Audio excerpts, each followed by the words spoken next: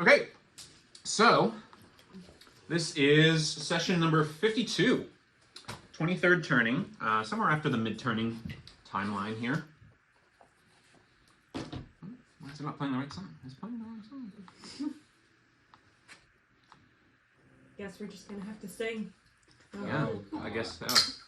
I can actually hear that. So I Sing. You really don't. There we go. Okay. So 23rd turning, somewhere after the mid turning, 23rd turning, third shard. Recap. And last we left off, the party had done some things. They had emerged alive and exhausted. And I forgot to mention, we didn't really end up playing the rule of when you get knocked down and come back up, you get a point of exhaustion. Because I forgot about it, and because while this event was clearly exhausting, I think it was penalizing enough, so we're not going to worry about that. But just keep that maybe in the back of your head. Obviously, it would have shifted the dynamics of the experience a little bit, but we'll just make the most of it moving forward and see how we want to do. I'm still kind of revisiting how I want that to look. I don't think, for the most part, many people went down anyway. It was those two, but they went down repeatedly. Yeah. Yeah, They so- actually really. Oh yeah, I really forgot kind of- that Yeah. happened more than once. So it might matter more in certain instances than others. But anyway, we'll get going with the recap. So, team emerged alive and exhausted in the aftermath of their deep dive into the schemes and secrets of the Southern Duskbound Range, Gasmining Rig, at the behest of numerous Shadviran interests, including Virtuous Vint, Gideon Grixis Grimwald, and others. As Felina unpacks her conspiracy board. Ooh, With some Yes. slapdash planning and quick thinking, the party engaged with the flickered Cargrim Stoutarm long enough for them to steal several things from his unlocked workshop, including the modified mechanical delving canary, his notes, two notebooks of notes, a stone chest, courtesy of Hushed Breath teleporting out, as well as a few other trinkets. I don't know exactly what Renos has picked up, so unless it comes up, we're not going to focus too much on that probably this time around. Yeah, the canary, right? yeah. He definitely grabbed the canary. Yeah, that I know you guys grab it. He was like, Yeah, that's true. That's a good point. I thought he had grabbed something else before that, but it's okay. The chill boom? Yeah, maybe the tools on the desk or something, but I'll have Kat regale us on that later. But with a pinpoint shot from Flo and her fiery-laced bullets, the group detonated the enormous gas bladder within the shell of the Titanic construct, even as the grasping one reached out from its depths to occupy the terrestrial form, and simultaneously attacking the party with other tendrils. A chain reaction of explosions ensued. Slate made the daring snatch of the detached sapiosteel spine plate from Cargrim as he was slain by a mixture of spell power and collapsing rubble. Each group member used skills and wit and teamwork in order to survive and everyone make it out alive as a collective whole, despite the numerous twists, turns, leaks, explosions, collapses, and all of the terrible things. In the wake of the rubble and destruction, the group witnessed a sinkhole open as the two mining rigs collapsed in upon one another in the tomb of rock, burying the horrors within. Even as they made their weary journey to Cantifer at the cave exit, they were beset / visited by a strange, non-violent, but strange twisted creature that spoke to them in their minds, despite paying a bloody price to do so in the case of Slate. After all their ordeal, the group wasn't really having it and was a little more than a little overwrought, and so despite receiving some sort of mental prophecy for each of them, Flo shot the messenger and left its strange and now shattered flesh bowl and metallic piercings leaking and broken on the floor. Disturbed and wiped out, the party emerged to find another unpleasant surprise waiting for them at Cantifer. Saeed had to perform a rough surgery upon Onwin in order to implant a Giller device and treat her lung crystallization that she had as a result of the gas inhalation from the initial skirmish at the mining rig watchtower with its golems and flickered miners. Despite their despondence and their battled state, Ren and Tennille assisted Onwin in her recovery however they could, including Ren feeding Onwin one of the rare berry dream fruits that sprouted from his plant, The other one, I believe he planned on using in some sort of concoction / distillation. With 2 turnings by ground remaining in their return to Shadvir, the group decide that they do not wish to stop at either Dreadmarrow or Darkbank. Along the way, those are here and here. On the way here, you guys are somewhere in this region. Rather risking those maybe unsettling settlements, the group asked Cantifer to begin the journey directly through the shrouded dangers of the Gloom Vale. Now we return as the party heads back to Shadvir, still with the missing lumens and Estermel weapons, and the looming first event of the Lorbright League to think about on the near horizon. They warily pick through their hard-won treasures and heavy secrets for their escapade, weighing what they will share and what they want to keep for themselves, all while keeping a watchful eye on this dark, twisted land. So, what is everyone doing? Last I heard, Tennille and Slate were out front, sitting on the wagon bench, keeping watch, and Slate had identified the spine band. Everyone else was kind of inside and figuring out how best to digest all the information and things. So, what's everyone doing? You hear a dragon boy sobbing from the room it is in.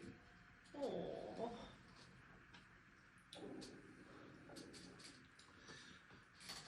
Saeed, who is very bloodstained and exhausted looking, or actually he's not, he's freshly bathed actually, because he did go over to Steam Surge in the bathroom, and he said, he comes over to, kind of pokes his head out to Neil and to Slate, and says, if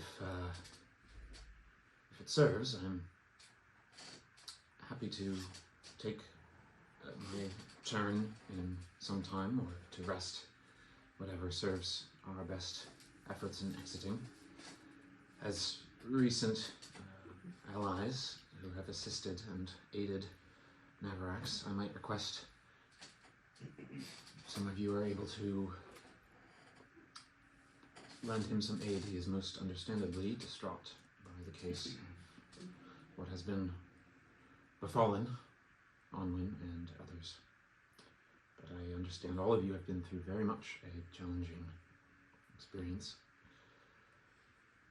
and I will respect your space. I'll kind of look at Slate. Should I go in and talk to him?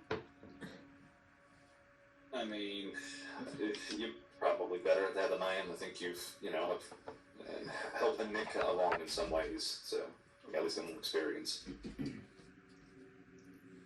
I can go challenge him for like an arm wrestling contest. I mean, that's about the best I got. I'll maybe later. Maybe we'll get him to the anger stage.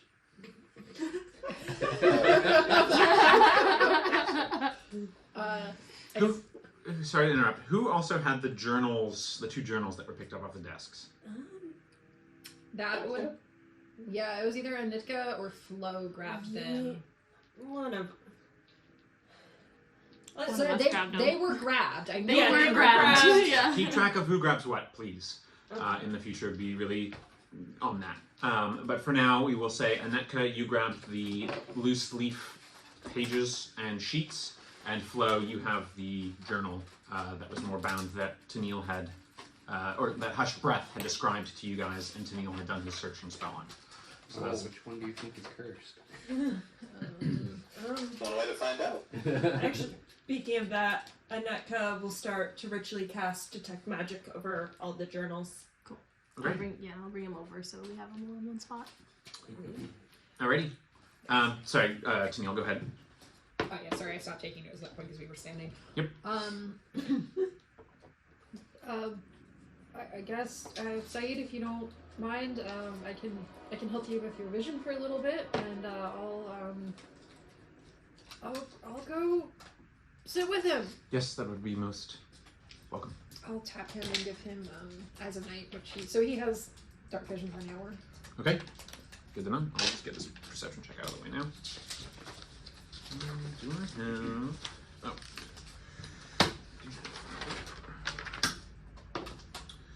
boy. Well, yeah, okay. He's a spicy 11. Even with +3. Okay, so you go inside, and you see Hushed Breath on the way past. She has stashed the stone chest that she took. She stashed it in the room with all the locks on the bedspread, all the keys on the bedspread next to the chest that has all the different colored locks. It's like she just put that next to each other, next to them. And she is also looking a little despondent, but it looks like she is kind of curled up and she's just sleeping on the floor. Oh. Kid. Okay. So you go into Navarax's room at the map room. What do they see? Are you in the room with I'm Onwin? in Owen's room. So they're all in my room. Oh, okay. in with Onwin. Sorry, excuse me. I thought you were in the map room for some reason. Do I hear him crying outside the door? Yeah. Kind of take a deep breath. And I won't knock, but I'll just kind of very quietly open the door and slip inside. And what do I see? Navarax he's not in his armor anymore. He's kind of in his like under armor, kind of like cloth bits. He's holding Anwin's hand and is just kind of like mumbling to her. He doesn't seem to notice you're there.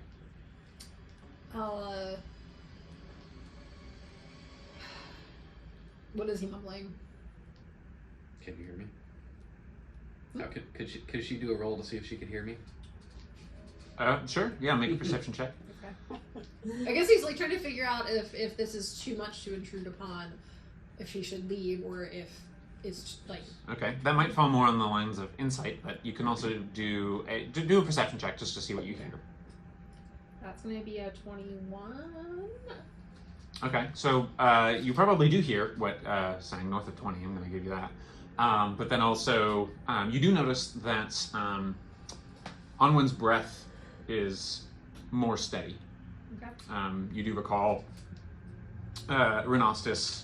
You and Renostis both contributed some healing magic, but then Renostis also gave the one of the 2 berry dream fruits, and that seemed to assist as well. So you're guessing the condition as not great, obviously, but stable. Okay. And then you also hear. So Navarax is just kind of mumbling, I'm sorry. I couldn't save you. I couldn't save Carter. And I'm worried that Hush is next.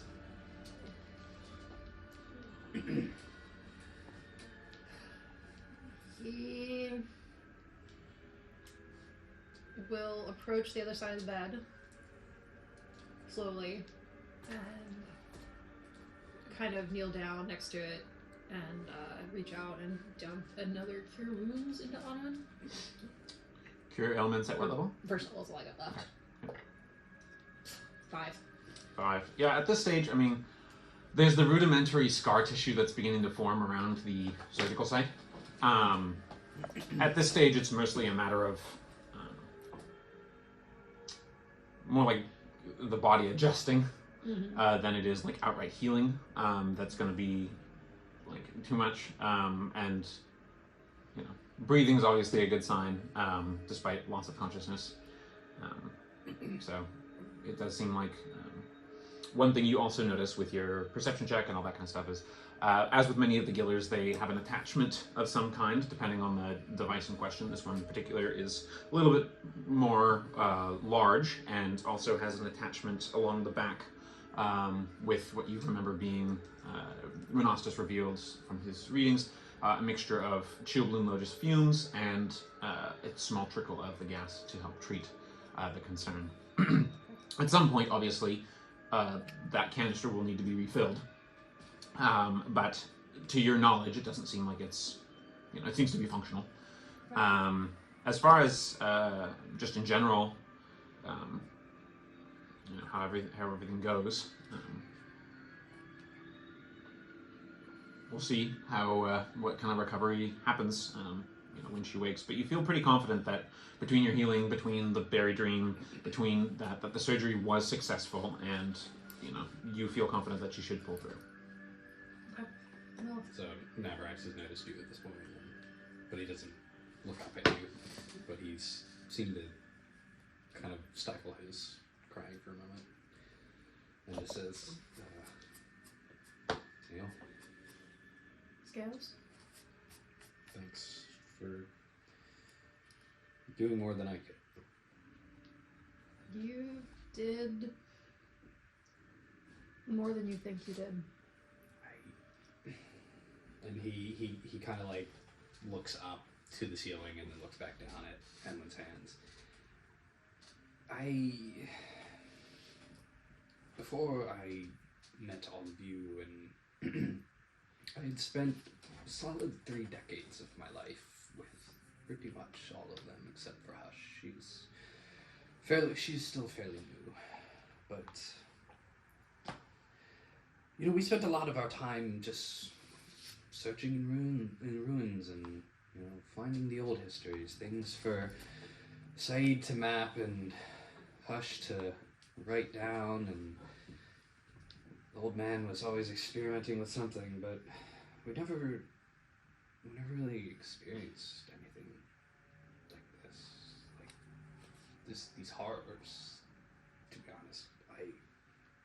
Anwen and I have always stood as kind of the protectors of the party, and to see her like this it breaks my heart. Especially thinking that I could have done something, and that as we were trying to leave that hellhole that I could have done more, but it seemed like my strength just failed me.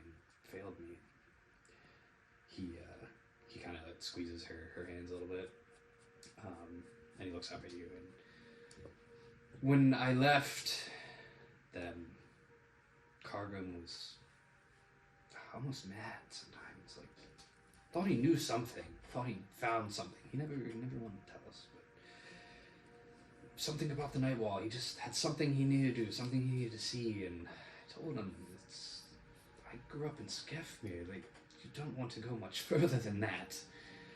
And he couldn't really be convinced otherwise, and now all this. And he kind of like clasps Anwen's hands together over her stomach, and stands up and just kind of like puts his hands on the table and takes a deep breath, and it's just, I need to see his notes. I need to see that all of this, any of this, was worth this. Before you let go of her hands, you do feel the very faintest squeeze. Doesn't seem like she's regaining consciousness, but almost like a subconscious, just reaffirmation of touch. I think it might be, well, I thought it would be better for us to rest before we tackle the notes, but I think maybe we're not going to get any rest until we know what they say. I agree. I don't think I could sleep. And I'll kind of go over to you, and maybe you're taller than me. You're not that much taller than me. Damn elves. Sneel's tall for an elf, actually, I think. Okay, I'm short for Dragonborn, so. Kind of put my hand on your shoulder and look at you and see if you'd asked any of us not too long ago if we had ever seen anything like this, we would have told you no too. This is new for us, and we all fall, we all stumble sometimes, but you have to rely on those around you to help you get back up, and we helped you get back up, and you're going to help us get back up, and we're going to keep going. I will certainly try. Let's go look at the notes. Okay. Where's Flo and Anetka in this? I think we would be. You were casting a deck I was magic on this. maybe Yeah. Do I notice the Navrax coming? sitting room or I believe you had all this stuff in the sitting room. yeah. So Yeah. she'll cast. Yeah. So she still casts detect magic. Okay. So I'll get. You guys picked up the goggles, is that right, from the foreman? Yes.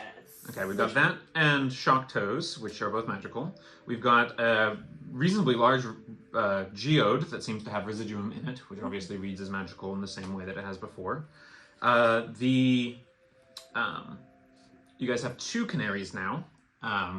One is modified and one is unmodified. Both read as magical to you.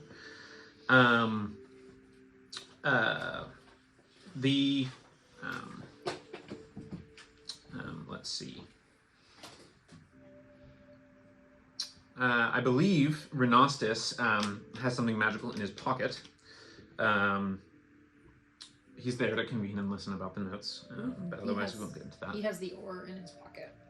Yeah, and that reads as like a tainted kind of magic of some variety, although not quite in the same vein, same neighborhood, not the same house as the flicker energy. Is how I describe it. The stone chest is thick enough that it blocks detect magic, and that's in a different room. But when you did do a pass over it did block that magic. So those are the things that you're reading as magical. Okay. Neither of the 2 journals really read as magical, but you do feel like a weird tingling sensation come over your eyes, like the backs of your eyes, while you are looking at the bound notebook. Okay, she'll relay all that to Flo, and then we've been an adventurer for a while, like before, up on pirate ships and doing all that. Is it always like this? Yes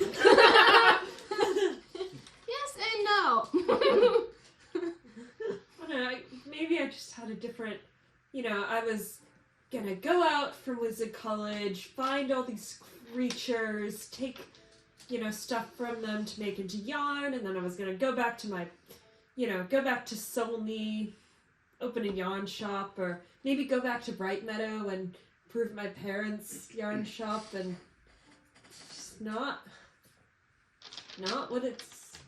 what's happened. I mean, can't really go back to Bright Meadow now.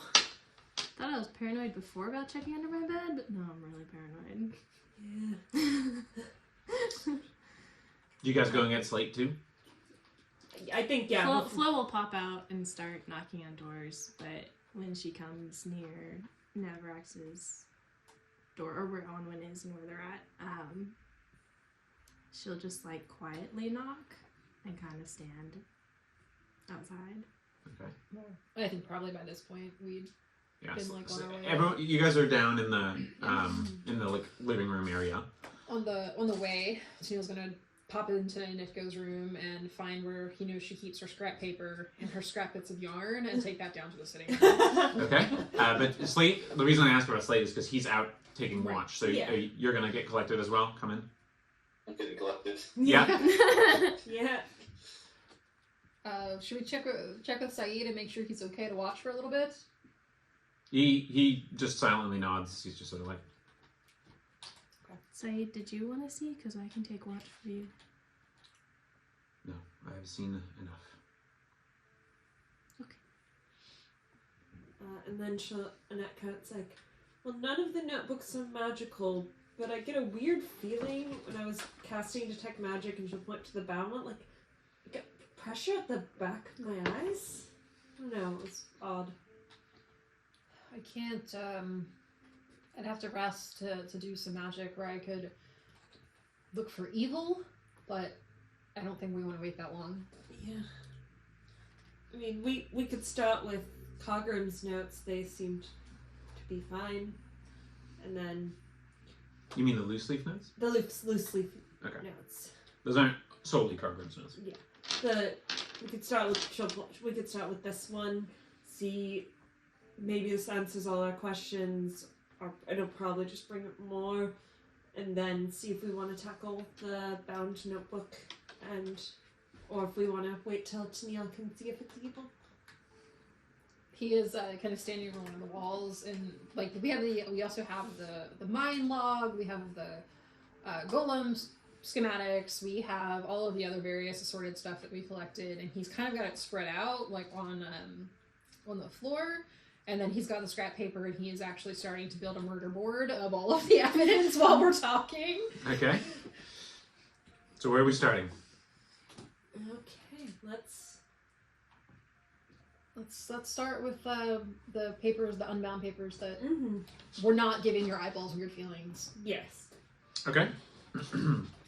So, Anetka, you have this, or you had it. This is a loosely collected series of notes by Cargrim and a few other smiths, consulted experts, including Onwin and 3 other notable individuals.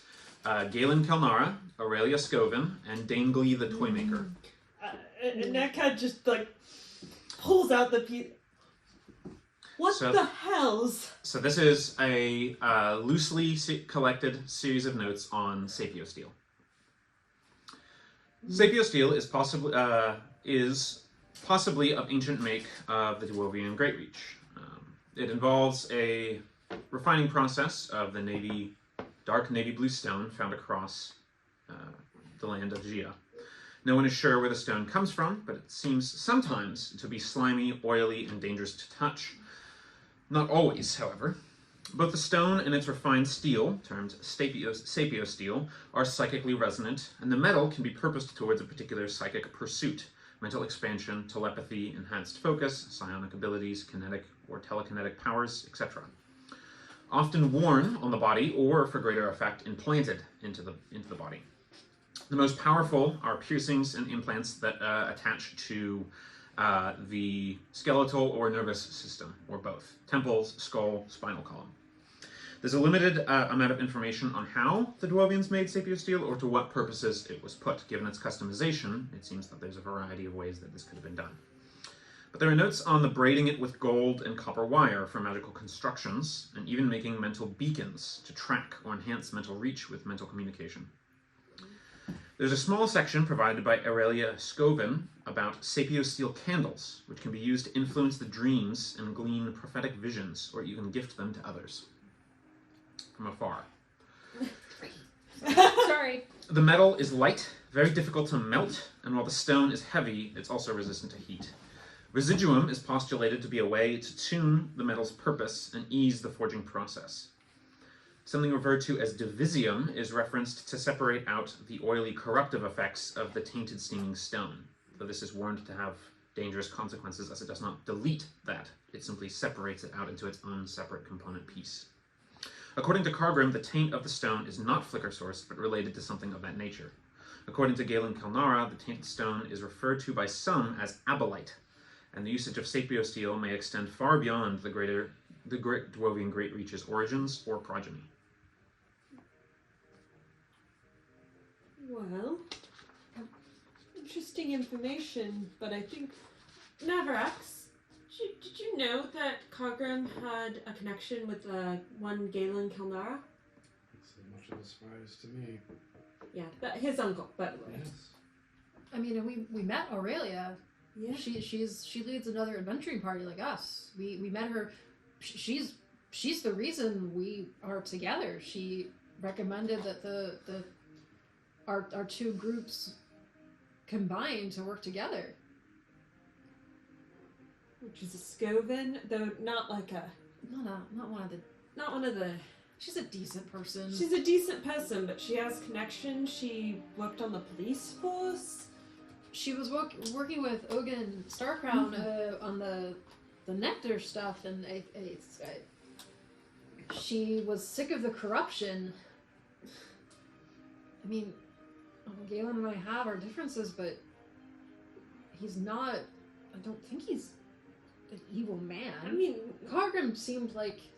and I mean, Onwin can. I mean, this doesn't necessarily mean evil. I mean, you could use the sapiosteel knowledge for. This could just be academic research, frankly. It reads a lot like just academic interests. Brilliant minds being interested in a similar object. Yeah. I'd already planned on sending a message to Uncle Galen before we got back to the city, but I think I'm gonna have to change the subject of that message now. Hmm. Well, got some more information. I don't know. This doesn't seem particularly secret or like something that needs to be hidden. Did Anika tell us about the weird dream she had? She told us. Yeah, no. yeah. She woke up talking about Folian, so I wonder if that weird dream you had was a result of the candles. Yeah. I mean, don't the Prismere have blue? I remember seeing blue candles in the Prismere Library in Shadvir. Yeah. And it's Aurelius Govan, who used to work on the nectar trade, who... So point of correction there. She, not on the nectar, Well, but on the sugar sand from the Morkazi family and its uses there. In particular, hers was an investigative branch rooting out that they were pushing it to children. Oof. She was in the narcotics unit. Okay. She was in Pretty much, yeah. Navarax, do you wanna look through them and hold on to them? They were cargoes. and on ones. Sure. I might have some questions for Anne when she picks up. Yeah. Onwin has some of the forging diagrams and stuff. Her kind of contribution is noticing its heat tolerance, theories about how it might be forged or refined from the ore to the metal, kind of in her vein, so to speak, as far as her expertise that would be applied to this. How long have you been away from Kargrim, Navarax? 2 years.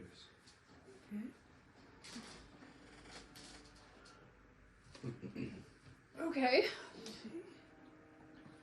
Mine's... Yeah. Everyone knows everyone. Like, but this, we have that my mother knew Black Mist, like,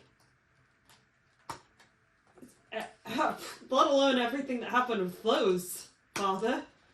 Shanila's just scribbling stuff on the board and, like, starting to, like, connect Now, things. that is my good yarn. This one, use this one. Fine, whatever. He's, like, tying them up and, just kind of, like, really, like, Tennille normally has very neat handwriting, but this is, like, hastily scribbled, kind of, like, complete gibberish. Like, what? Yeah. What? Okay. Blue Campbell? What? Annette kind of leans over to Flo. This is what the handwriting in his diary looks like. I can't read it. I can't read it. Are there any portions you're trying to connect for Flo? The Smiling Gentleman doesn't make it onto this board. Okay. This is all related to the mine, but at the comment about Flo, he kind of gives you a look, which you know means this isn't over. We're going to be chatting about it later. Yeah, okay. Well, I mean, connected to Vint, it's all connected. It's all connected. I mean, yes. Anyway, With your detect magic up, I should mention, Flo does seem like she's got something else magical aside from her normal assortment that you're not sure. It seems to read mostly with like illusion and enchantment magic, but it doesn't fit in the same everyone's got their magic items that you're used to seeing. This is an extra one. Flo, did you pick up anything in the mine? I'm just picking up a new magic thing. Picked up a lot of creepy things that'll enter my dreams. Yeah, but I meant like on your person. What? Anything new? No. Then why? is she lying? Is she lying? Are you Make thinking insight about checks. my pistol? Make insight you know checks. I've had Flo, this. make a deception check. I don't know, guys. We've just been through some hard stuff. Let's not stop pointing fingers. Yeah, I'm just curious. I just want to make sure she hasn't picked up anything that's gonna hurt her. But something with illusion magic. She's one of those sneaky, stabby types that have fun. Dirty 20. No, Yeah, no. neither of us. I mean, I did roll a 17, but... Yeah. Well, you might want to check that nothing from the mine attached to you, because there's something new. Just start her feeling around, trying to check her pockets and just trying to look really confused. All right. Ow. Are we doing the big bound journal? Maybe Navarax, I feel like this is not to tell you should open the dangerous book, but I feel like this is, and she'll kind of pick it up and hand it to you. This is, I think, more important to you at this point emotionally. Book. Miss Annika, you said it gave you a tingling at the back of your eyes. Yes. You don't. I can read it Do if we you want don't. to open this inside? Or do you think something's going to come out of it? That's a good point. Navarax, you hear, with respect to your losses, I suppose, I would recommend you let my, and you kind of feel like a mental sigh, associate do the reading. And his As eyes, far as the directly written word goes, lest you succumb without my surgical intervention. his eyes just kind of look over to Slade. Slade. Am I aware of any of what's happening? You also hear it. Okay. And he hands the book over to Slade. Huh. You know, I didn't know he could talk to other people. He talked to me once. I assumed it was a different person. Was it a different person? It was your usual voice you're used to hearing. Oh, I thought it was something in the book, but okay, continue. I mean, we have found talking books before, but not in this campaign. Does it have teeth? That was the whole thing. Alright, well, there we go. So we'll open the book. Okay. So it's written. Cargrim's notes, journal of notes, and collections of observations on flickers and the night wall.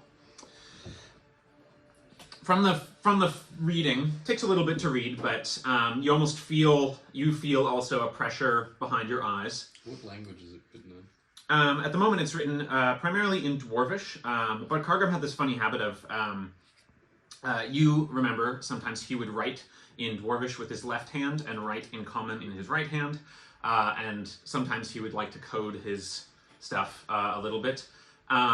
Slate, you get the sense that you're getting help to read this faster and translate it, but you also feel the pressure building from behind your eyes. Awesome. So it's clear that Cargrim was frustrated with the inconsistencies and holes in his theories and information that he collected here. He notes that there's far more to be known than what smattering I have collected here. One section that you read is about, I'm just going to go through it all, but one section you read is about Natrium gas, which is sourced from the night wall itself. Cargrim classifies it as tangible power in the wavelength similar to that of the flickers, and then, like in parentheses, night wall energy.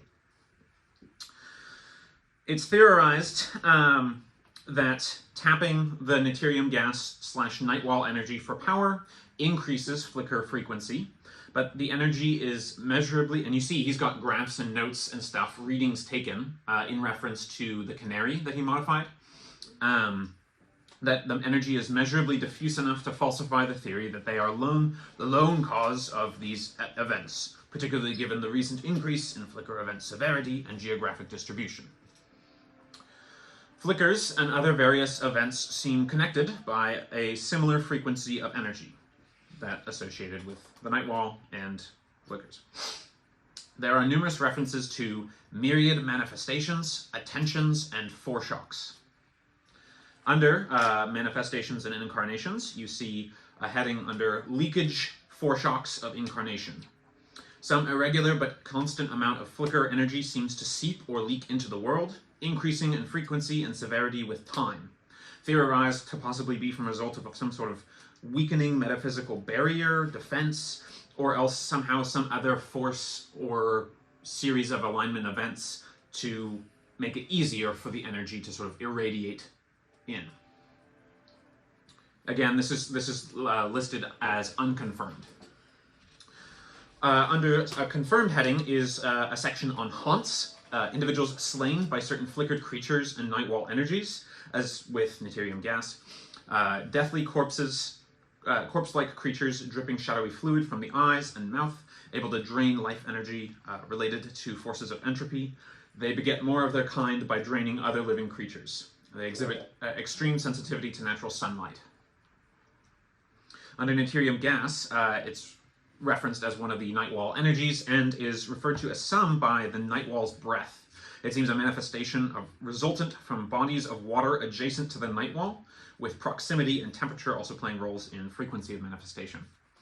Among the more tangible energies in the night wall, this is one of the more tangible energies of the night wall, which is sort of labeled as a...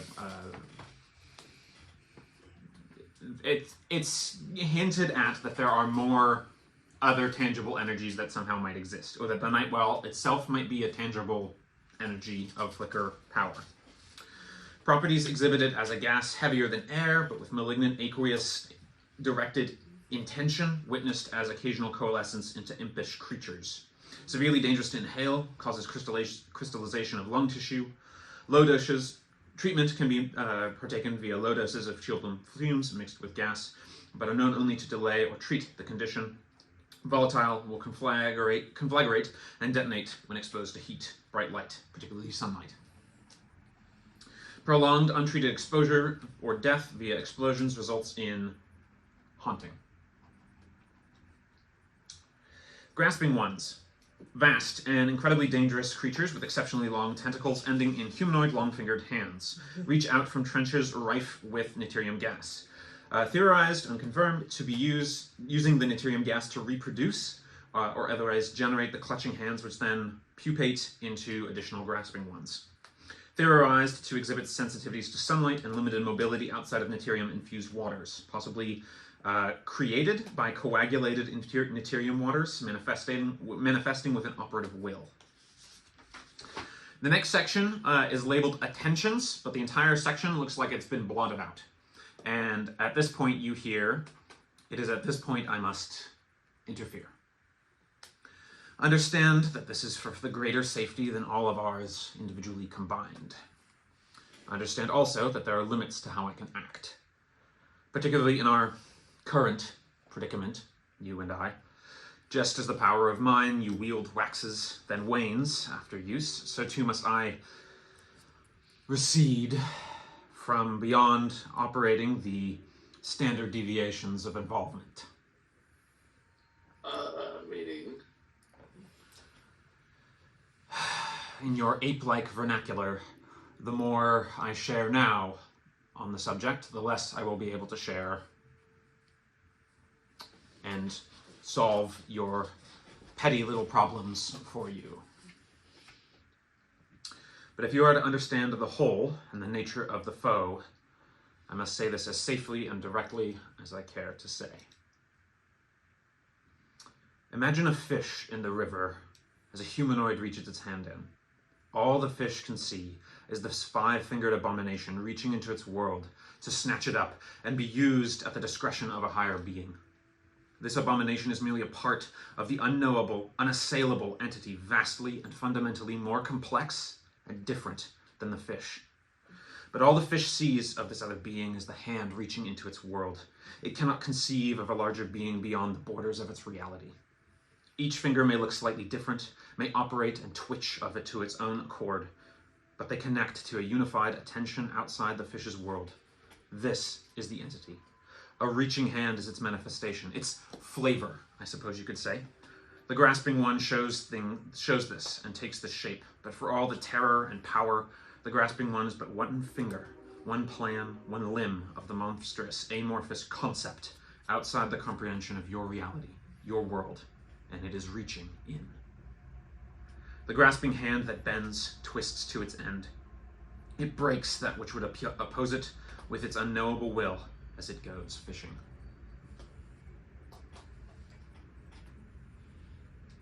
These... Are you done? Nope, still got more. Okay. And of course, this is the most you've heard your associate speak on a subject, so clearly it's with utmost import. These flicker events, as you call them, are caused by numerous additive components, but the foremost of which is following. They are glimpses of the idea, the entity. When a being operates, observes, experiences the emotional, mental states that are within its domain, they are noticing too much of the whole. When you perceive it, it perceives you, and you are subsumed by its mental gravity. That is what you refer to as these flickers of sapient creatures. Concepts of hopelessness, surrender to the inevitable, superiority, giving up one's individuality and will. My chief role is that of a pruner of sapient mortal kind, to surgically remove as much attentions as I can that you apes attempted to put me to another use. My counterparts work in opposite and concurrent wavelength. They and the shards are of necessity in success. Our relationship may shield you, and even to a lesser extent those around you, but you cannot allow these notes to be read. My reach is far too limited now. My brethren scattered, divided. I must retreat for now. This sphere of answering has gone far and farther beyond the usual limits. The rest I leave to you to find and carefully make sense of. But be aware that without additional shielding, even you cannot read the rest of what is on this page. Until safeguards have been put into place. Slate will very carefully close the book. Alright, so friends, we got some news for you. And Slate will detail what he was told.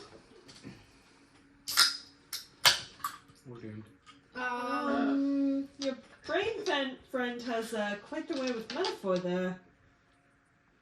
Sorry, Megan, I couldn't hear you. Your brain friend has quite the way with metaphor. He does. It was actually pretty impressive. Kudos to him. Turns out, we're in some poop, as they say. Some deep poop. And Cargrim's notes indicate the trend of, like I said, increased amount of radiation over time of this, what he calls foreshocks, or precursor to the arrival event. He also mentions, there's also a section that mentions that the attentions, or the flicker event, it seems to have like a shockwave around it. Like a metaphysical shockwave kind of thing? Yeah, and you're reminded of those times when you went to like Bright Meadow, for instance, and there was one individual, Damned in Beastbane, who was like the epicenter, but then like all the other stuff around him kind of went mad unto its own accord, in the like, and and it's clear that like sapient creatures are more susceptible, and it explains maybe why the animals just went mad rather than. So the implication there is, if someone looks upon this thing, that's going to cause a flicker event. So it just takes one person. So it's like looking upon in the sense of like conceiving of it or operating in the same mental states and emotional states as its domain. Was the flicker event the attentions or the foreshock? The attentions. The foreshocks are the sort of random seeping of the energy that seems to be also happening. Okay, got it. Does answer a question I had where we've gone into flicker events, been a little bit affected, and then have gotten better. I guess that might be your brain friend? Or maybe it's us excising, the problem, but Yeah. Maybe we're just it's hard to being say. exposed. Also, I didn't realize how... Like, I knew if something was in my head, I figured it was like maybe an ancestor or something. But no, I don't think that's the case. Who were you before all this? I would really like to know. I've had some wild dreams, let me tell you. Seems to be a theme. So I don't think we can give this to the Archon. No. Actually, Tennille's going to suggest we take that notebook, and don't we still have a lead chest upstairs from something the mud was in it? I think it's a stone one, but we got one, yeah. We should lock this up. Yeah. This should be locked up as sturdy as we can make it. Yeah. I think that's where you also have the prism. Oh yeah. The floating upside down pyramid prism. Maybe not put those two things together. Oh, yeah, I forgot about Oh. Oh yeah! All the amazing unexplored relics in the caravan still to be plundered. Well, we have another stone chest that we haven't opened yet. Maybe we can use that one. Just that. Repurpose it. Yeah. repurpose it. Warning, I don't know if it's magic. The stone itself blocks whatever's in there. Cool. Excellent. Put the boxes in. What'd you say? I was just thinking, I guess as long as the box isn't magical, we can probably just open it without too much craziness going on. Is it trapped? Yeah, it could be trapped. It could be we open it and now we're staring upon the hand in the water and we're the fish, you know. So, have you guys seen, have we guys opened the other chest that's next to it? Because it's put beside the chest that has all the different colored metals of locks. We still haven't opened that thing. Okay, got it. So those two are together in the room with the bedspread with all the keys. The bed there is, like, human-sized. I think that's the one we extended, I thought, because I thought that was Slate's room.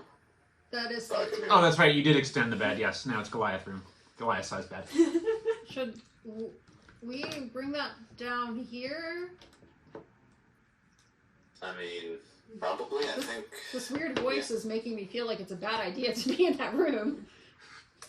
Yeah. Yeah, let's take it down. Okay, it's locked. The room? Okay. No, the Oh, chest. Okay, I knew you're going to bring the chest downstairs. Okay, it's heavy. It's about 75 pounds. Yeah, well, that's what Slate's for. Slate can handle it, They're yeah. too big with Well, voice. Slate's, I would assume Slate would see... not Lysithia on the ground. Yeah, hush breath. Yeah, That's right, yes. she looks like the patch of like weird striation where the parts where the tentacle and hand fingers grabbed her, and the fur that just like desiccated away. It looks like you see stubble regrowing in that region. Hey. Slate would, scoop her up and put her in the giant Goliath bed. Aww. Not his business. You just hear, oh no. I didn't hear that, but I'll assume it was good. It was not now, Nav. Oh, Adorable. So anyway, you take the chest downstairs. Just that one, or are you taking both? it'd be both. You're taking both chests. Yeah, Might as well. Might as We well, might as yeah. well try it, right, guys? Okay. I gotta pull up a different document 'cause that's from the older Take guy. one more secret from this silly caravan and open it. You just gotta take them bite by bite, right? Piece by It's like, piece. it's like a nibble. You know, we've One been little busy. Yeah, no, it's totally fine. You guys get to do it at your pace, and if they never get opened, and it's the solution to all your problems held within, then Yeah, you totally get us a chest that was a solution to all our problems. I mean, Snail found the hilt to a magical sword in his chest in his bedroom when it off. Like, I should see what's inside of this. Yeah? Turns out the other pieces are just spread throughout the caravan. Whatever it was. what's this called? This is the The other's on his lady friend. Yeah, we're never letting you live that down.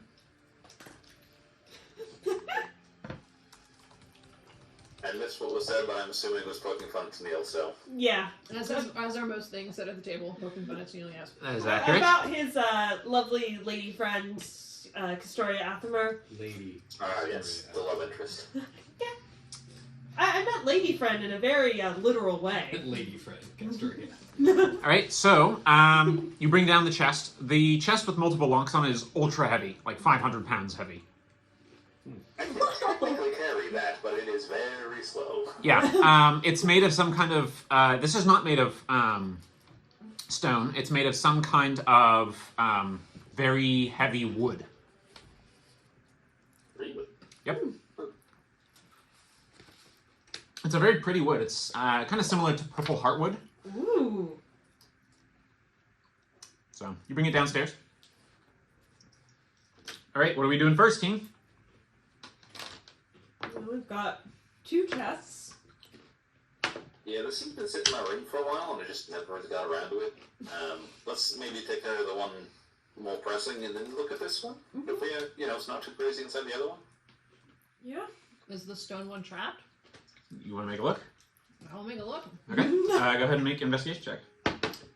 It's a box, it's 8. So as you're aware, No, untrapped. Neil, this is how you look at it. Sure, investigation. He just kind of looks over his shoulders like, yeah, it's fine. 23. Okay, you're pretty sure it's not trapped. See, I told you. You were right. I'll give you that. If this, takes me down, please give me back up. It's still locked. Open it. It's still locked. He will not open it. Renostus just turns to, well, perhaps your expertise is better lent to, you know, the bad boy unlocking of things you're not supposed to get into. Renastus, how did you make that sound dirty? Oh my gosh. Well, I've been practicing to help you write a few letters to Castoria. Whoa. Jill takes a deep We gotta breath. work on your game. I have been in this game a long time, and I know how things work. Well, here for you, Neil. I'll do it for Can you. you sleight of hand Renastus's flask out of his pocket as he walks by? Sure, go ahead and make a sleight of hand check. I'll do perception. Nope, you probably get it.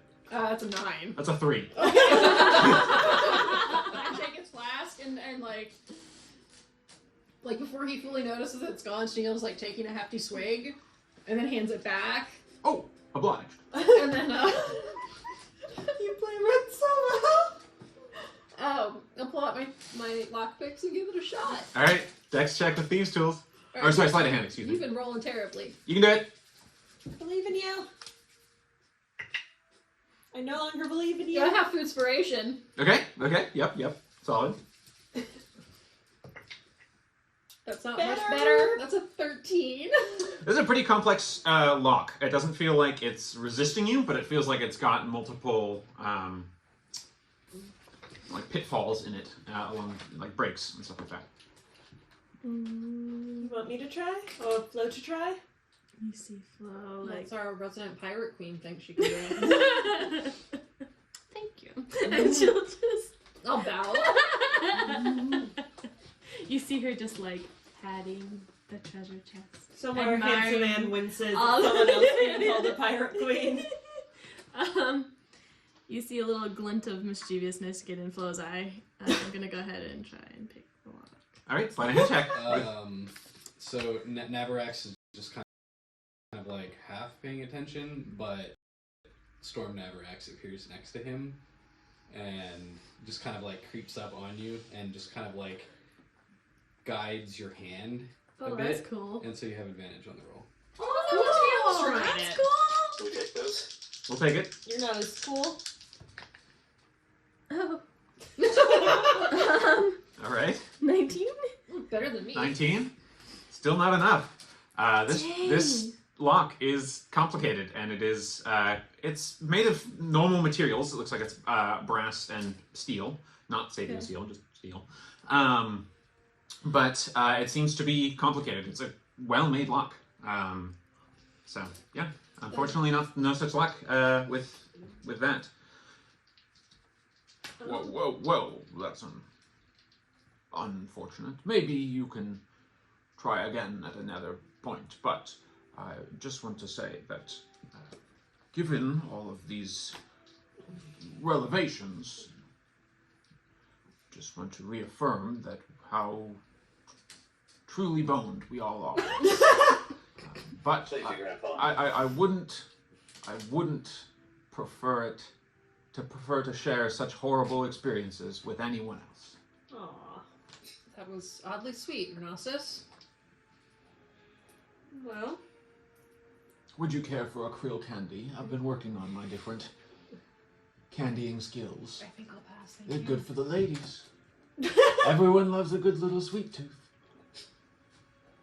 I mean, I could try with my thieves' tools, but, you know.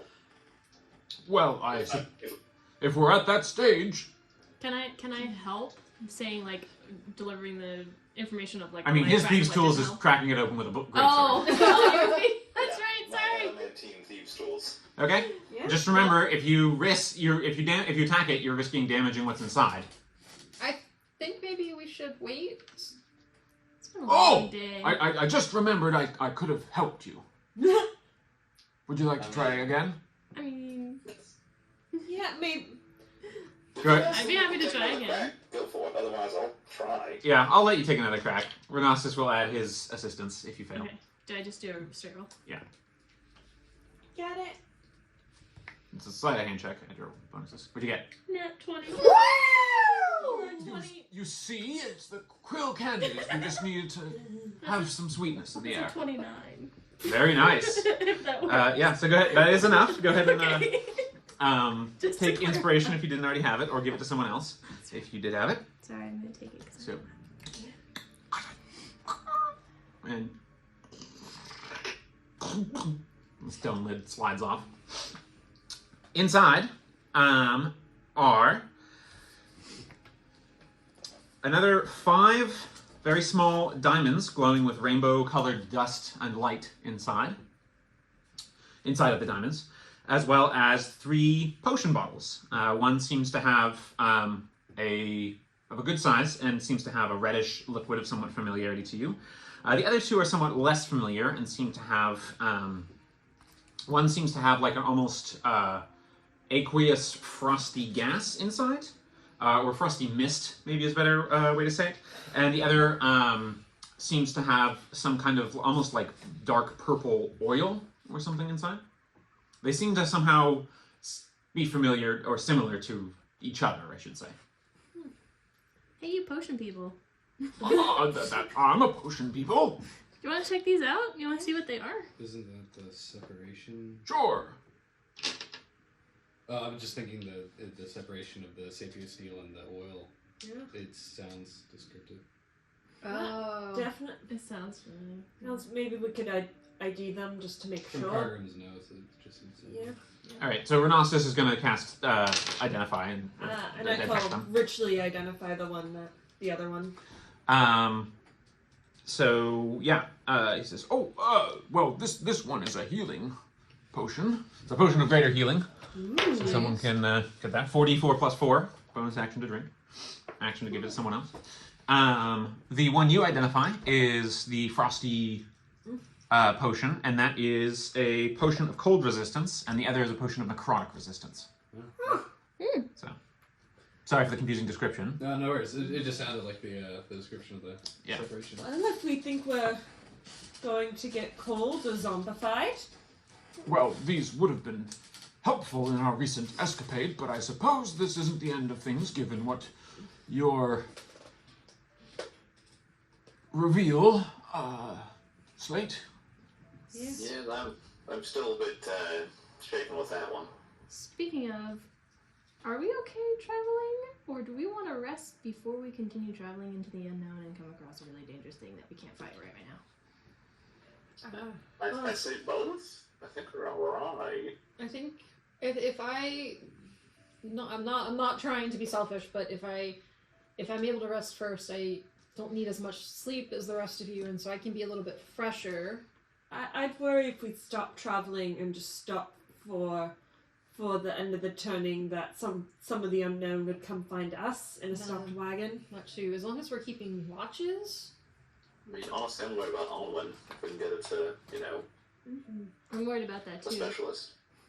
Yeah, I mean, she's stable for right now, but I worry if we run out of gas. I don't know how to make more gas. I don't know if we have more gas to give her, because it's the special infusion with the chill bloom fumes and... Well, I have successfully cultivated the Chilbum lotus from the area, and I also found a few concoctions of the distillation fluid. Perhaps we might be able to work something out, should it be needed. I don't want to overdo it on use of resources before they're needed. But I'm perfectly happy being selfish. I'm going to bed, unless we have anything else going on, because I'm beaten to hell. That girl she has one more arcane recovery, so she can do that, I guess. Do we want to open this one? Points to the one with all that. Please do. It's been my nightmares for like weeks. Haven't we tried a few times? I don't think so. No. Not the... I don't know, we I spend don't a think lot we of ever time... tried to open it. It was just like, yep, it's there, and it's missing the iron key. Okay, I Do think... you want to try, or do you want me to try? Well, I have thieves' tools too. I But I mean, think I'm you'll... on a roll, but also if y'all... Yeah, go for it. If I do terribly, then We bow to the can I Pirate use Queen. my inspiration that I got on the previous? Sure, which lock are you going to pick? There's 4 locks. I thought we had the keys to all but one of them. Do we want a picking party so we pick them up at the same time? Okay, yeah, so you guys, I believe, had pulled the keys off the bedspread. So you guys should have a copper key. Slate probably has these. Copper key, silver key, 5 locks on the chest. You guys have a copper key, a silver key, a gold key, and a platinum key that Slate pulled off the bedspread when you touched the threading. Basically, it turned into a key. Cool. We had tried this before. This was a while ago. But there wasn't a key for the iron lock, and no one was able to pick it open. Well, Right. we're more skilled than we used to be. I don't know if that's the case. I mean, if everybody comes up and turns the lock while I'm picking on one, do we want to try that Yeah. at the same time? Okay, so on the lock, you notice writing. Can I On the take iron a lock? look closer? Yeah, you don't have to roll. I'm just going to tell you. Okay. It just says only the skillful should proceed, and don't get caught up by your greed. All is not as it appears. Stow your pride, stow your fears. I'll communicate that. So what It's a riddle chest. what lock are you attempting to pick, and what's your plan here for unlocking it here? Makes sense just to unlock the locks we appear to have keys for, and then maybe I think Flo's probably the best of us at. I have 2 spell slots left, so if somebody dies. This doesn't seem like a good idea. I don't think it's a good idea right now. Yeah, Okay. we could do it along our travels, but yeah, probably best to keep it down here and not next to Slate's brain. Which is it's kind of well protected, actually, it seems. Yeah. You know, compatibly. You guys have already checked it for traps. You're certain it's not trapped, at least externally. You don't know what's in it, obviously. Something that weighs 490 pounds. I mean, I'd say if we're going to try anything, it'd be the iron one, just because we have the keys to the rest. Mhm. We can get the iron, we can get it open, but if not, it doesn't really matter. Okay, so you're gonna try and unlock it, or are you gonna wait until another time? That's up to you guys here. I vote wait. Yeah, we can. It's held this long. Okay. Well. Maybe something to look forward to in the morning? Okay. Neil's So- gonna go to the bathroom and shower, and then he's also gonna go take a rest. Okay. Renasus went to rest. Tennille went to rest. So I'm gathering this as a long rest here, Mhm. but that there are going to be some members who are taking watch. So let's get watches. Who's on the first? I can take first. Okay. Second. I'll take second. Third. I'll take 3rd and 4th. Okay. So it's happy to help at any rest. Okay. Do you want to give me a specific one? It'd probably be Flo, I guess. Okay. Going on the first. Grasties. Navarex, are you going to assist me with watches? No. Okay. All right. So first watch, Slate and Flo. You relieve Saeed. He goes inside. He doesn't say anything. He just goes inside. Go ahead and do perception checks. 2 of you. All right, -5 for these. It is total darkness, so yes, you're upgraded to dark vision -5. But I should say also, let me know if there's anything else you guys want to work on or do something instead of doing your watch. That's also okay. Okay. Is that the good one or the bad one? That's a good one. Okay. I know it's a little deceptive. Yeah. I was like, maybe that's the one. Okay, what are the rolls? I have exhaustion from the gas. Mhm. Still. So I rolled a nat 20, but then it's -5, -1, so -6. it'll be 19 because I have a plus. I normally have a plus. Okay. So, good roll. Yeah. So total of 19, Yeah. but within that 20. Yeah. Got it. Slate? I rolled an 18, so for a total of 17. Okay. It's the Gloom Vale is shrouded in sort of this constant darkness here and there. Cantivar seems to be doing what he can to find roads or pathways and traveled spaces. You do catch a few of those cairn-like structures that Tennille had stopped at and had his experience at before. But what you guys are primarily noticing is a sort of higher frequency of like buzzing, like midges and stuff like that, which is strange. You haven't noticed a lot of insects lately, and you just sort of hear the like annoying little in your ear type sounds here and there. So maybe there's a swamp of some kind nearby, or some kind of just situation there. So that is kind of what you notice first on your watch. Okay. Anything else you guys want to do during your watch? You see Flo get real quiet. I see it. Yeah, you can feel her quietness. She's gonna turn to you and be like, "Can I trust you with a secret?" I mean, we are besties, so I hope so. You can identify things, right? Yeah, I sure can, but I used it on, and I'll bring out the sapio steel vacuum plant. I used it on this thing. It's like a once a day kind of thing. What's a turning, sorry. So yes, I can, just not until we rest. Also, this thing's crazy, and I'll tell her about the vacuum plant. Cool. And I'll let us distract to that topic. And then she's gonna be like, "How about we take watch tomorrow night? Same watch." Okay, I will try and hold on to my ability to identify. Okay. Thanks. Okay. Otherwise, your watch passes without event. So anyway, this back thing, man, let me tell you. All right. Next watch. Nika, run solo. Run solo. Okay. So 19 minus 6, 13. 13. Okay. What you notice is what you notice is that there seems to be some sort of like sheen on. So the terrain is mostly hilly. By the way, it's like flat and hilly in alternation and area.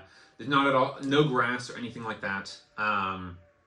You do notice the occasional like midge or fly, mosquito going back and forth. There's a section. There's like a smell on the air, kind of a sticky metallic scent. You're not quite sure how to place, but you also notice there seems to be some kind of like sheen or slick in like there's like a pit, not a pit, like a small, think like a mole hole, maybe a little bigger than that. It seems like there's a little bit of like of this like sheeny, reflective fluid on the floor, right on the ground, right by it.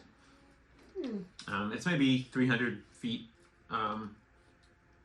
maybe less than that, maybe 100 feet, maybe off to the east of the caravan's travel pattern. These are going north, so it'd be to the right. That's odd. And then during her watch, she'll take out some black yarn, some pink yarn, and some silver beads, and just kind of working on projects while she's watching.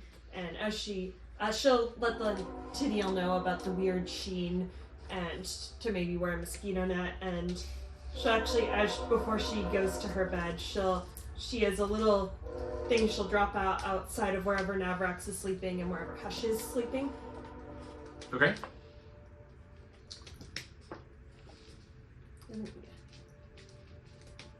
Fuck, my turn? Yep, your turn. Alright, you've always rolling terribly, let's try something else. I rolled the 19. No, my dice. I'm Oh. talking to my dice. Okay. I'm shaming them. I'm still no better. That's an 11. 11. Perhaps understandably shaken by some of the experiences and things going on, you do not notice anything in particular. Okay. So. Let's watch. That went on a journey. 5. It's a 5. That's a 9. It's Okay. worse than before. Yeah, similar kind of deal. You're just kind of overtaken by some of the things that you're more looking internal than you are out in the external world. Yeah. Navarax. So long rest. Folks get long rest benefit. Do I still? If your exhaustion was granted by gas inhalation, then you still have it. Oh man. Navarax, you wake with Hush Breath crawled into bed with you at some point. And she just says, I don't really feel like talking fast right now, Nav. I don't really feel like talking much at all, but I understand, little one. I'm glad you're here and you're okay. And you? Are you feeling any better since yesterday? Better on the body, at least. Does she still have, like, all the fun stuff going on there? It seems to have receded. The patches of fur that went missing are still regrowing back in slowly, but it does seem like they are on the mend, so to speak. Hush, what are you doing when we get back to Shabir? Well, I'd really like to look through the journal of notes that Cargrim took. And I think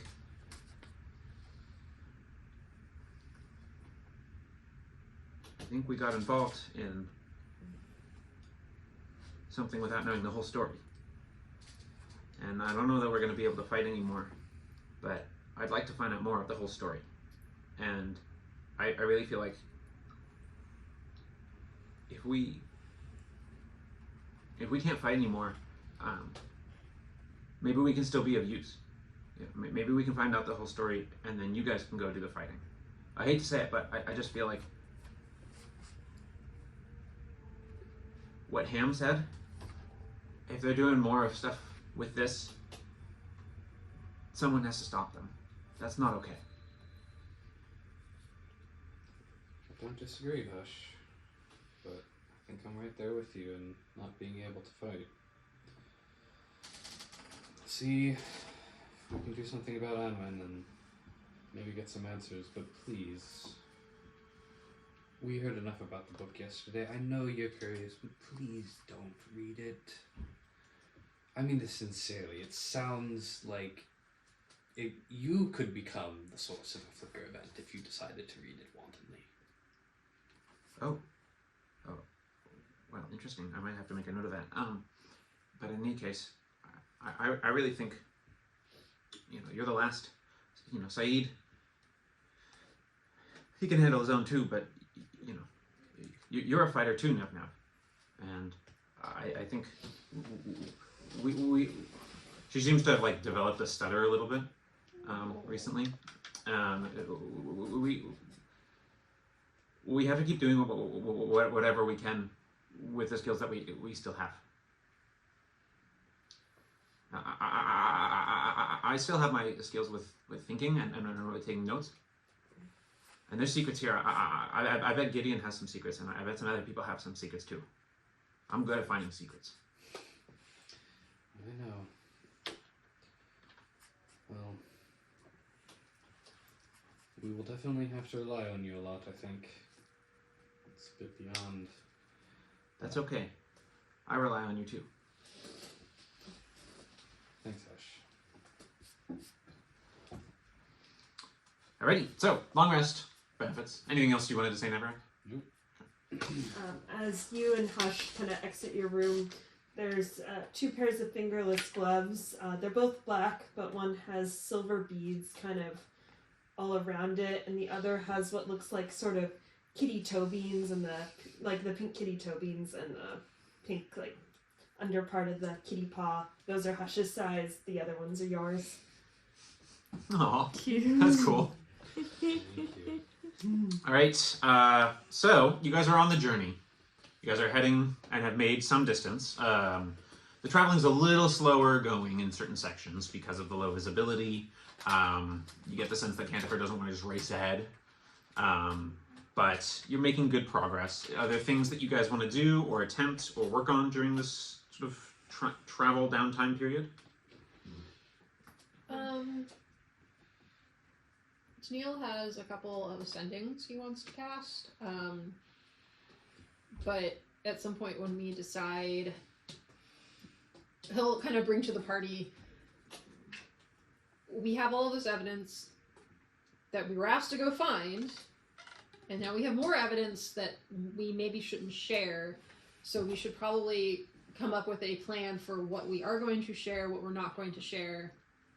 And then based on that, I can maybe contact Jeff and ask him if he'd be willing to set up a meeting, or he could set up a meeting with Vint. I feel like Vint is somebody that we need to tell about he needs to know about the experiments. I don't think he knew about them, and I feel like he would want to know about them. Mm-hmm. So maybe we could do that. I can also commune with the spirits maybe a little bit and kind of get an idea of what's in store for us when we get back to the city. If we're in for a load of trouble for coming back alive, maybe we weren't meant to come back alive. Yes, and I think we can share more information with Vint. But what do we want to share with the Shaded Archon? I think obviously not the bound notebook. No one knows about that. No one knows about that. No one knows about the golem plans. So I'm actually going to look at my own conspiracy board here.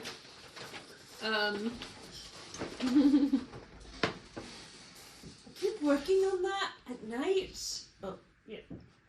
So I feel like we should share with the Shaded Archon the logbooks that we found, the official, quote-unquote, official documentation. Would make sense.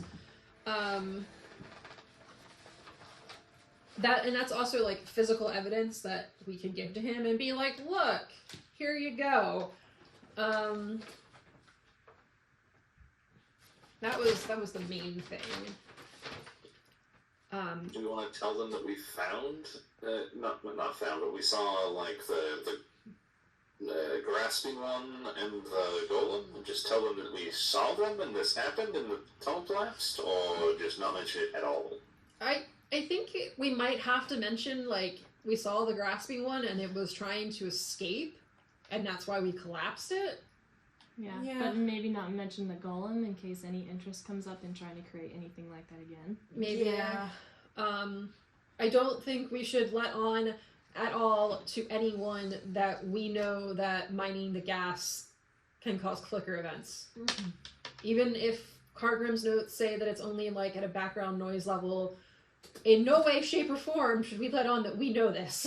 Yeah, because it's not like this isn't information they know. I suspect the Shining Hand knows too, but Here's another question. We all suck at lying. How do we do this? that I had an idea. Do we want to have Lady Athema with us? She's very good at lying and All the things that we're gonna tell, I mean, all the things we're going to tell them are true. It's just how we're. are we okay with both of them knowing the same information? I don't know, and also we haven't yet looked at the what's a good word? What were those elephants that Anitka wanted? Did they have fire? The mini we haven't looked at the miniature elephant in the room yet and acknowledged that the Archon is friends with Dr. Von Mosch, and Dr. Von Mosch is behind a lot of this. Yeah. He might not believe us when we come forward and tell him, oh, by the way, your best buddy, your best pal, is creating abominations. Yeah, I think at that point, I think the less speaking we do, the better. I think here's the physical evidence we found. I think might be our best. But I can't let him get away with that. We all saw what's going on in Trash Town. He's just going to keep doing that. Is there a way? Would it be suspicious if, at the very least, I think if we can request a private meeting with the Archon, not one where the doctor. I don't even know if a private meeting would be good enough. I wonder if we should. I noticed that some of the other council members did not like Dr. Von Mosch and his buddies. Maybe the Storm Wrestler would be a little sympathetic to evidence against Dr. Von Mosch, but maybe she knows about this. Maybe she knew about the experiments, and that's why she doesn't like him. I don't know if there's a good solution there. I mean, this is all happening right beneath the shaded Archon. I'd be surprised if everyone in power wasn't at least somewhat aware. Mm-hmm.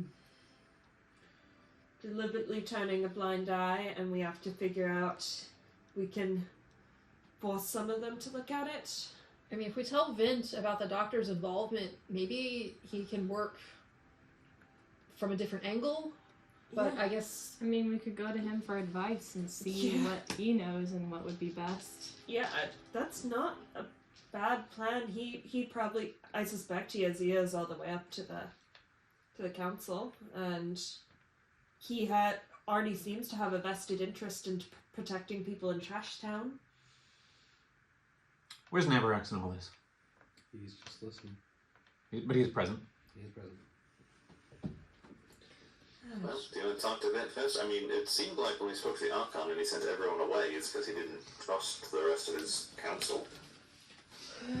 So maybe, Hopefully, I don't know. hopefully the seeds of distrust. But isn't the doctor? Didn't the Archon? If I'm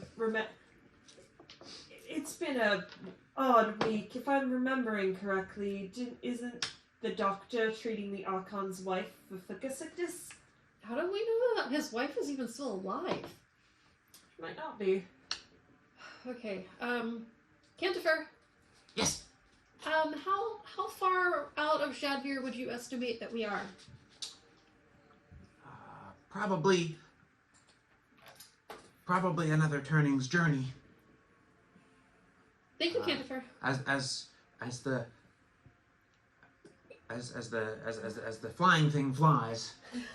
As the koi flies, yes. Oh, what is koi? It's gonna be you Sunday, buddy. I would imagine that we are probably. I need to look at my notes. How far are we? Okay, Uncle. What happened? We're about maybe 90 or so miles away. Okay, Uncle would have any advice? He was at least tangentially involved in this, apparently. Not that I can communicate via magic. Do you guys want to take another crack at the chest, or did you want to focus on other stuff? Or take a crack at the chest, I should say. I mean, Sheila said this piece. So. Yeah, I mean, it's a nice distraction, if nothing else. Okay. Is anyone going out to go and watch, or investigate other parts of the caravan, or do anything else like that? Sheila will go out and watch. Okay. Perception check. Is it still like that super fog that we encountered on the okay. Perceive it. If I can count. 22, 17. 17. Okay. I'll keep that in mind. So, you guys did want to try the chest, or not so much? I'm not. Yeah. If the people with the fiddly tools want to try, Yeah. it's gonna bear on my back for a while, but it's not going anywhere. I'd be happy to try. Yeah. Okay. Annette called cast Mage Armor on herself, just in case. Okay. Flo, did you want to attempt to? So you got, like I said, you have the keys of the following metals: a platinum key, a gold key, a silver key, and a copper key. There is a copper lock, a silver lock, a gold lock, a platinum lock, and an iron lock. Do we want to unlock the other locks first? Yeah, do we want to do it in any particular order, or just try one and see if it does turn the lock? We made from most to least valuable, maybe?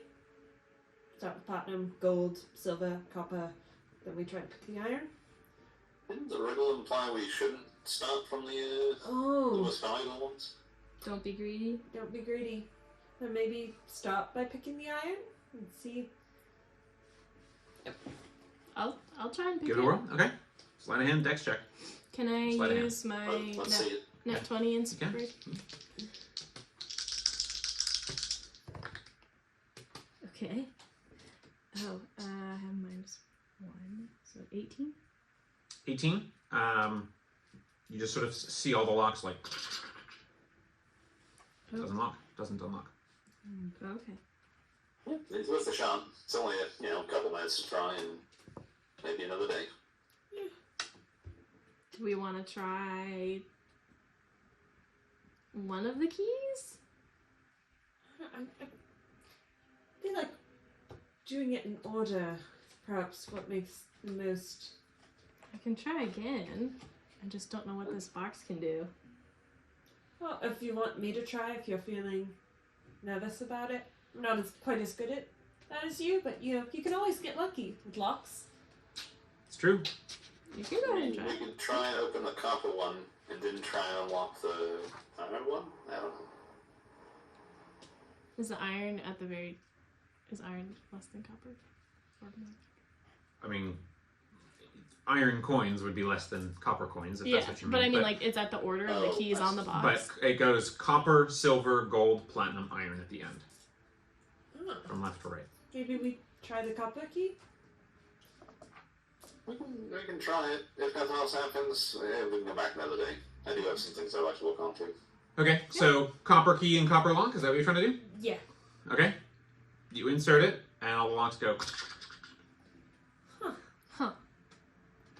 Some weird locks. Yeah. I think the locks are resetting if you put the wrong one in.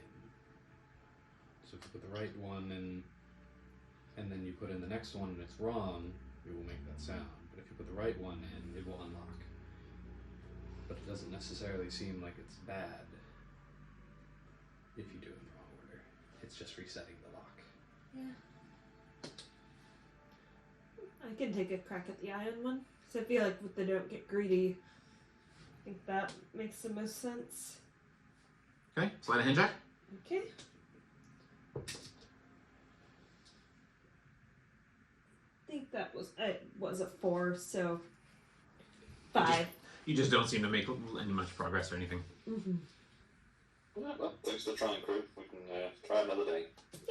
Okay, this will just be the daily morning event. Yeah, New turning event. Wake up, Check try the to open chest. the chest. Try it again. Okay.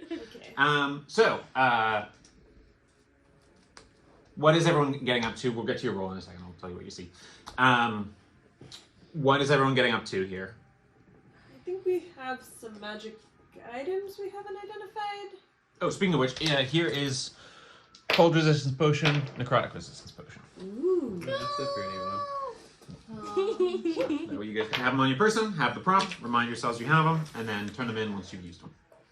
Ready. We need to figure out who gets what. I don't think Navarax needs cold resistance. Slate doesn't either, for some reason. Just popped into my brain. I feel like it's pretty cold resistant, We'll walk 12.5 miles in the snow. I'm never gonna live that down. Oh, you are not. We will be telling that story to your children. All right. So what's everyone doing? Let's just go around the table here. Ornasis, I'm going to kind of exclude. He's doing his own thing. I've got some ideas, but I haven't heard from Kat about if she had anything in particular. So He's dithering like yeah, he does. dithering around, candying some infinite supply of krill that he apparently picked up. Flo, what are you up to? And it calls the worst magic item. Can I wander into the room that had what room had all the shelves and the stone of ultimate despair and all that? I think what you're referring to is the final double doors room at the end. Yeah. Yeah. Is You there can go anybody- into there. There's Yeah. nobody staying in there, right? Nope. Okay. It's the largest of the rooms, wide room with its sort of stage built with seats and stuff. This is where you confronted Clown. Yeah. I'm gonna And there's lots of curiosity cabinets lined in line Glance. with different things. glance through those cabinets and see what pricks my... Okay. Some of them are labeled with little plaques that proclaim what they are. Okay. You see a smiling gentleman mask with a spiral shape made of purple cracks in a gilded glass box, and it's labeled "My Old Face." That's right. You see a whistle made of what looks like frozen ice and lightning, and it's labeled "Whistle of the Stormhound Hunt." Is there anything particularly you're looking for? Just keeping. I'm just glancing through what take an inventory here. Okay. There is a candle made of pale blue steel. Hey. There is a etheric looking comb with ghostly hair in it, wrapped in it. which says Granny Calliope of the from the Frostspine Garden. Can you spell that? Calliope? Yeah. Kaliope. Of the... Frostspine Gardens. It's the gardens that you guys visited that one time. Ghostly makes sense. Okay. Let's see. Go ahead and roll.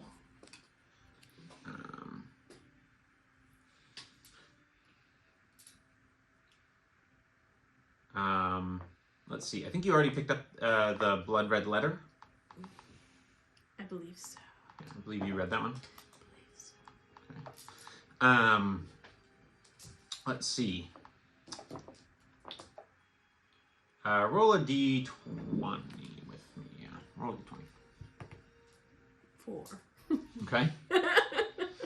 The next thing you look at is a stone dog statue, but it has 11 glowing yellow eyes, and it is a statue of an Ateran Tindrolo hound. And it's spelled Niteran, like Niteran Archipelago, which is spelled Niterran, and it is Tindrolo found. Beside that is a statue of a woman in strange robes with glowing glyph-like tattoos all over her arms. It just says, recovered from the ruins of Iosa. Iosa is spelled Yossa.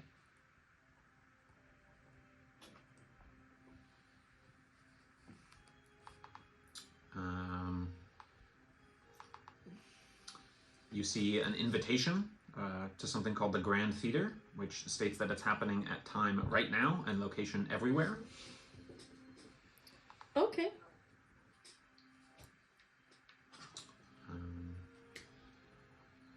Yeah. There is a full list when we did the first inventory in the inventory spreadsheet I made. Yeah. So, anything in particular you're looking for, or you just want to take a look? Yeah. Did you want to read the letter again, or do anything like that, or anything in particular you were thinking of? I'll read the letter again. Okay, so blood red letter, gray seal of fangs over a pair of crossed swords. It just says a letter from Red Saber, captain of Crimson Sail, and fleet master of Red Coin. Cool. The letter reads, your time is fading, old man. With each passing year, our kind and our numbers grow stronger, whilst you and your paltry gang grow thin and foolish. It truly boggles the mind why you resist me. We are the next stage of humanoid kind, of predatory evolution. Imagine what we could have done together if you had not betrayed me. I enjoyed your last run-in with our dear furry fellow. His dealings were sourced, and his anger was something to behold. But he is ever resourceful, if nothing else, and has a new trade with some of the Golotha and their delicious substance as a result. But it seems his rage has turned to cunning at last. He has them, you know. All but one escaped him. You never thought that any of us you had wronged would come for your family. Tut tut, my dear fellow. You've lost your touch in your later years. Bloody regards, and then the initials BZ.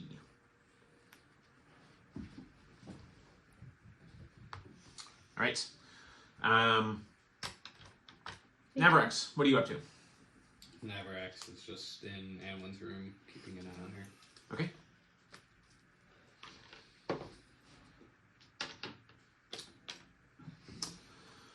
Slate, what are you up to?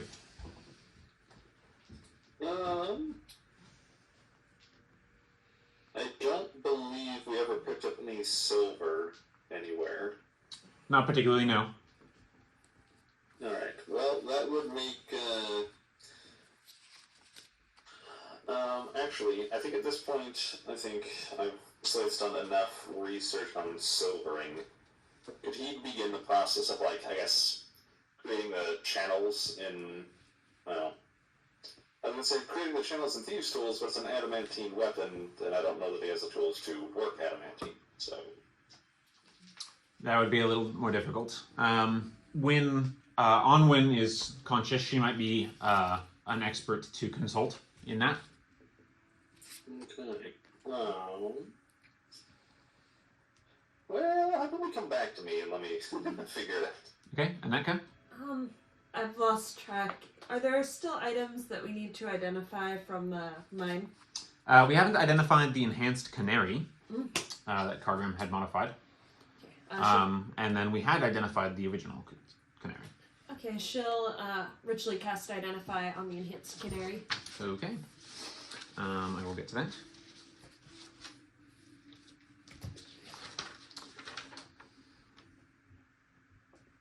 So it basically has all the same functions as another canary and can be included in a set.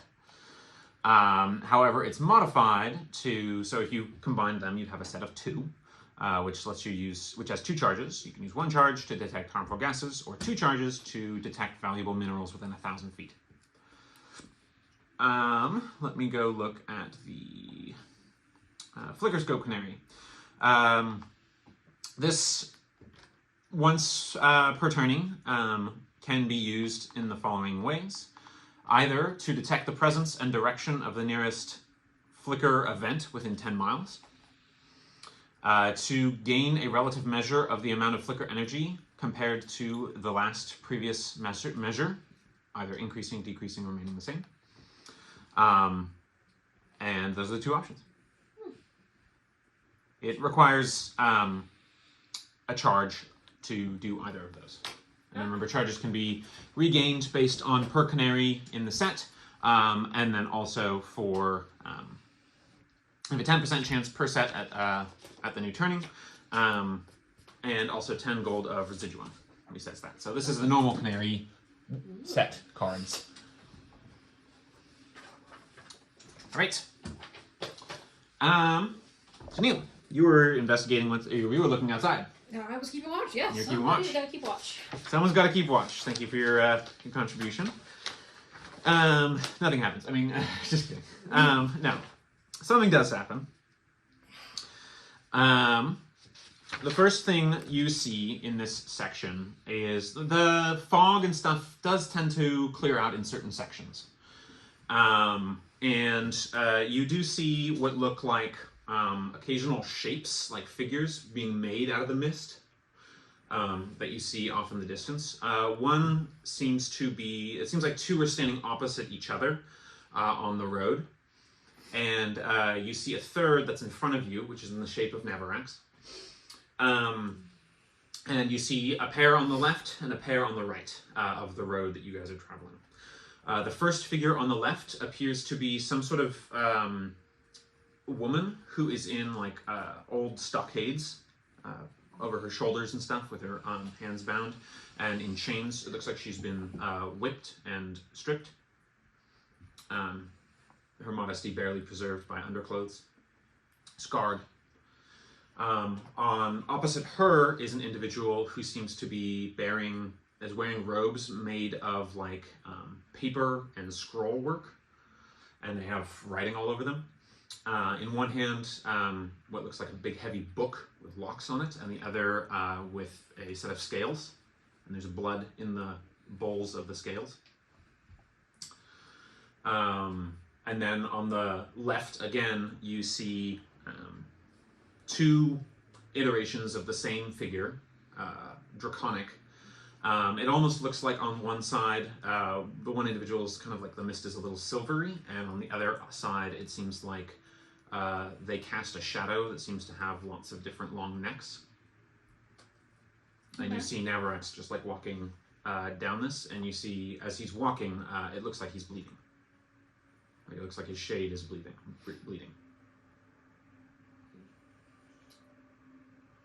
Is it pretty obvious? Like it's figures made out of the mist. Mist, yes. Okay, so it's like. That's correct. Never, Max. What happened to you? Okay. I don't want to get off the wagon and go look because I'm by myself. You're like driving through them, Okay. and they kind of dissipate. Like it lasts for a second, and then they dissipate. Cool. Old Tennille adds that to the list of absolutely bizarre things that have happened to him. in the last couple of weeks. As they fade, it looks like you do see what looks like the dotted black hills, something unusual among one of these. Rather than a hill, it looks like it's like sunken inward, like a pit or collapsed anthill of some kind. It's the size of a hill. And furthering that sort of anthill perception are dozens of holes bored directly inward and downward along the ring of the hill. They run deep, and as far as you can tell, and from them it looks like almost you feel like a wash of heat come from that region. Not like it's like moist humidity and warmth, but it's stark compared to the temperatures that you guys are in, which is otherwise quite cold.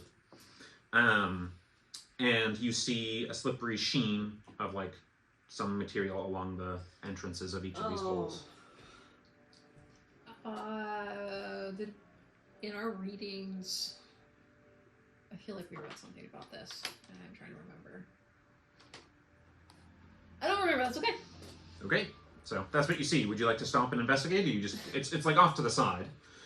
You guys will probably come within about 160 feet of it, maybe, or 60 to 100 feet of it, as you guys like round the various hills and stuff. It's hard to see because your visual distance. It's like a bad loading game of the old like era of video games where it's like the render distance isn't very far in this, but this is like at the edge of your render distance. Well, just because he is feeling... Oh, I didn't prep that. Never mind, can't do it. Okay. He's just going to keep an eye on that space, and make sure there's nothing coming out. Okay. That's all I can do. As it nears, you do not see anything come out. Okay. It's totally worms, isn't it? Worms. It does look like the slippery, sheeny material has like an oil texture to it. It seems to be pale blue, gray coloration. Okay. You hear from inside it almost like a whirring sound, like something in motion. That's about what I was thinking. Oh, just keep going. Okay, yeah, it sounds like a machine of some kind. Giant bees. Keep going. Okay, not stopping. Got it. You guys Daniel is by himself. This is what you all left him to do, so this is the decision he is making. got it. Carrying on. Don't worry about that encounter. Got it. Or that event. So, as you guys are going along, did you want to go and share what you saw or anything like that? You just anyone relieving Tennille, or are you just carrying on? If no one comes to relieve him, probably after about 3 or 4 hours, he would stop Gantifer and go stand in the doorway and just scream upstairs. Not scream, but like holler upstairs that somebody needs to come downstairs and give him a break. Fine. And she'll go out. See anything interesting? A hive? A giant hive? Fun. That oily black stuff, that oily stuff, it was around that too. There was noise, there were holes. Huh. Do you think the oily stuff could be used to dye something? Oh, well, I have a thing that you can add to your giant conspiracy board, and she'll give him the prophecy she got from the Flesh Bowl guy. Yeah, I don't know what that's about either. Huh. Yeah. Okay. I mean, it's hard to see the enemy in a guy that I once saw throw a dagger into his own face, so I think we're okay for now. He messes up your hair as he goes back inside. Okay. Joke's on you! You'll be redoing that later! Go ahead and get a perception check, Annette, but just hold on to the roll for now. What are you guys? Tennille, you go back in. Is there anything you guys want to do, or anything you want to check on? This time is kind of yours to work on stuff or do other stuff during the travel event. Anything? Tennille would set up shop in the downstairs parlor area. Okay. Yep. And he's gonna pull out his incense, 25 gold of incense, and I don't really have much for an offering, ration. And he is going to ritually cast divination. Okay. Sounds good. if you'd like. I have my spell card if you would like to. Nope, I got it. Okay. And everyone else, think about what your characters are doing or what you would like to do in this time as well. Okay. Let's hear it. Single question concerning a specific goal, event, or activity to occur within 7 turnings. Yeah, so he lights the incense and puts out a little meal. This terrible ration meal.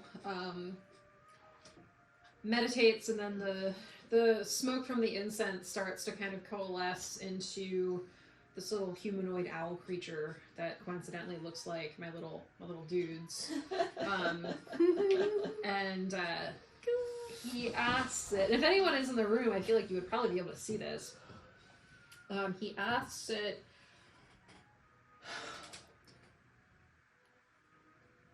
what fate awaits us when we return to the Shaded Archon?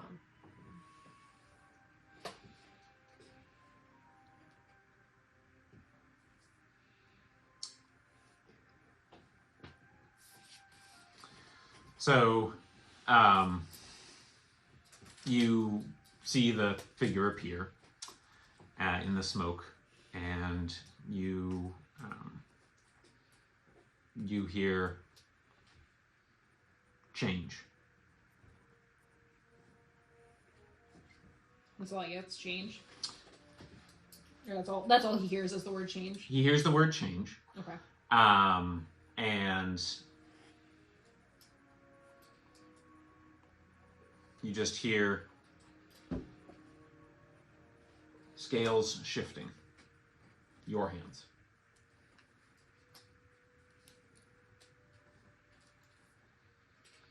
Okay. He will ponder on that for a bit. Thank you. Okay. Navaranx. Are you still in with Owen? Yep. Okay. At this stage, under your close observations and stuff, you see her eyelids flutter open. And you just begin to hear her.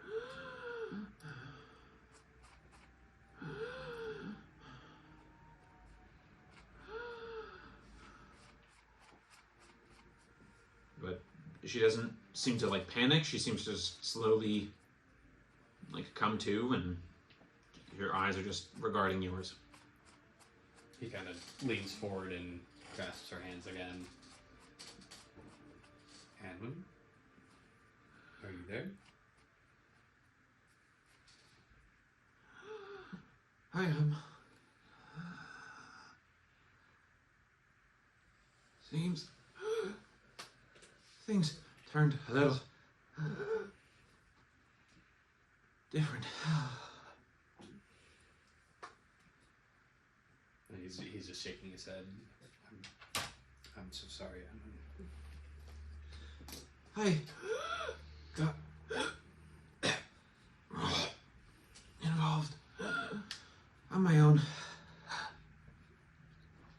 It's not your fault.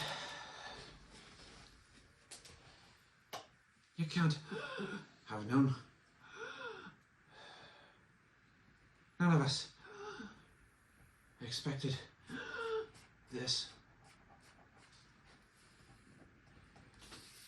Do you need anything? I need to not be at a bed. I need my forge.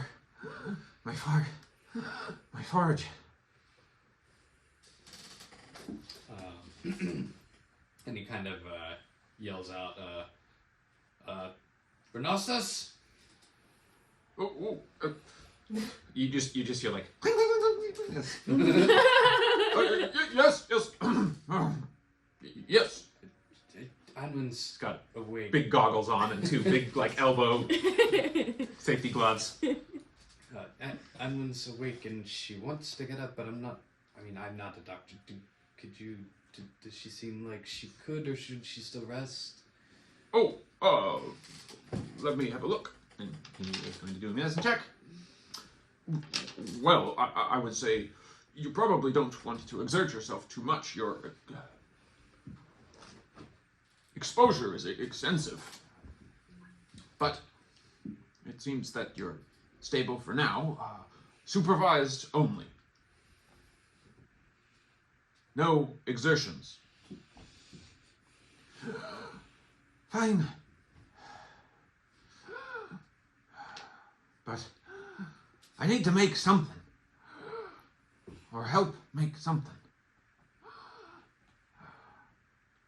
I don't want to sit around anymore. Sure, but you just woke up. Let's maybe take it easy, and we'll kind of help her up, like, and then maybe just walk with her to the forge. Okay, so you go to the area that has the forge, and all the stuff that you've seen there, but also opposite with the garden that has those strange metallic-looking plants in them, are opposite that. And she says, well, I've been meaning to have a look at some of this anyway. And there's also the tome sheath there, which I don't know if you ended up looking at or have seen yet, but Slate has looked at it, and is a very large, very heavy tome with chains in it, and it has what looks like a post, a sheath, built through the binding of the book. It's empty. It's sitting on an altar. I believe the stump that was there got moved by a certain Tennille. Yes, it says now. Yeah. So that's what you see in the room, as well as what is obviously like a forge and anvil like situation set up built into this caravan. I think we'll like just kind of like sit her down next to it, but and then what? And he kind of like pulls out the notes that he has. All of these names on it. This research. What all were you getting up to while I was gone? Which notes, just so I'm clear? The one that has her name. The Sapio Steel notes? The Sapio Steel notes. Yeah. Cargrim wanted me to have a look at certain metals. I was curious. We had found samplings here and there.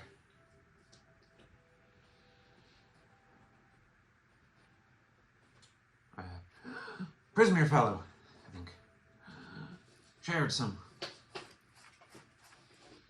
We had found some around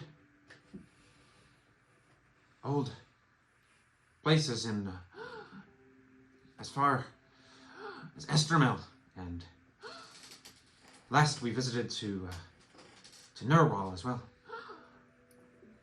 Cargrim wanted to understand it and theorized it was a far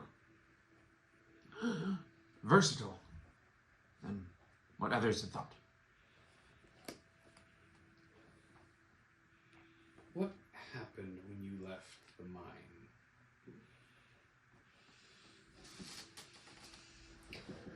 I'm not following. Do you mean The whole reason they ended up back in Shadbeer.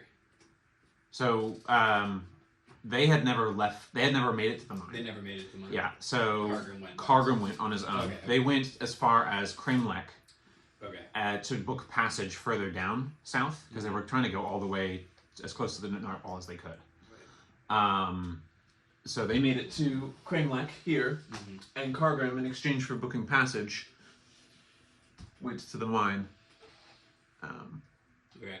And they then went back to Shadveer because the situation in Kramelek was devolving, which is what you got in your message about the Church of Holy Ascension, Frozen Ascension, excuse me, and the Ordist operations. Okay. And so while we're sitting there, he'll kind of take her hands, and we found Cargrim in the mine, Edmund. And unfortunately, he was very far gone. And he is no longer with us. I don't know how this relates to his to the efforts of this Sapio Steel that you were all studying, but he did have an implant in his head, and he was flickered. He is.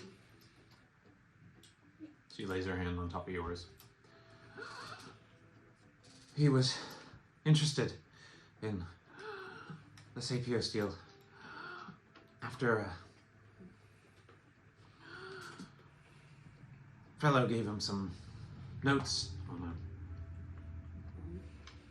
big schematic of some kind that he had on him. Something from old Tuovia. Who gave this to him?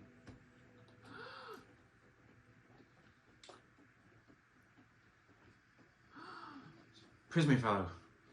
Never got his name.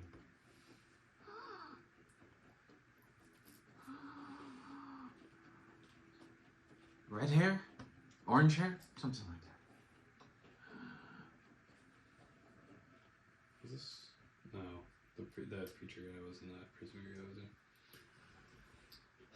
I mean, Not to your knowledge. not to our knowledge, yeah. I mean, doesn't mean that he wasn't. Yeah. Also remember the Prismere color their hair based on specialization of subject. What's red? Red is arcane regulation. Orange is arcane craft.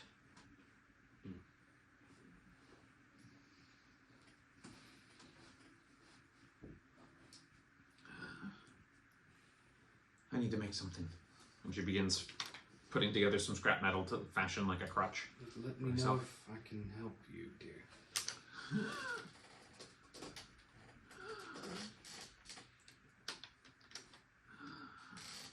She kind of nods.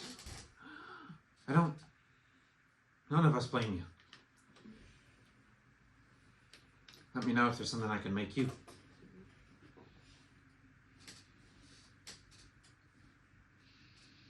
He doesn't respond. Okay? Anything you want to check out in the room, or you just being with her? He's, I mean, he has some personal interest in Smith's tools and that sort of thing, so I'll say he's just watching her, kind of learning from her, even in her kind of reduced state of, like, the things she does. And Yeah, I mean, from it. it's more like idle work, just getting her fingers unstiffened from sort of the emaciated state she was in. Mm-hmm. But certainly, clearly an expert at work, undeniably. Anetka, what was your role for perception? Wow, this lace project is really involved. It was a 2. Okay, so your watch period, or your focus passes for a little bit, and go ahead and roll a d12 for me. 6. 6. Okay. I will contextualize that in a minute. Slate, Flo, Tennille, anything further from you guys that you guys are up to?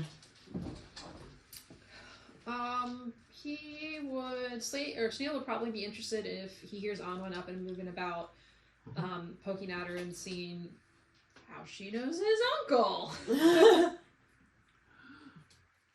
We met. Stop that! And you bats your poking finger away. Like, not literally poking at her, but... We met with him.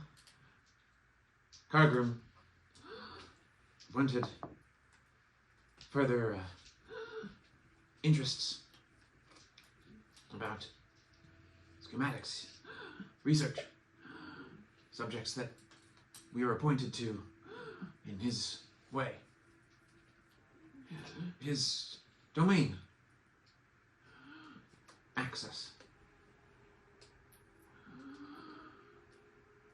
Does any of this ring a bell with Tennille? I don't think he...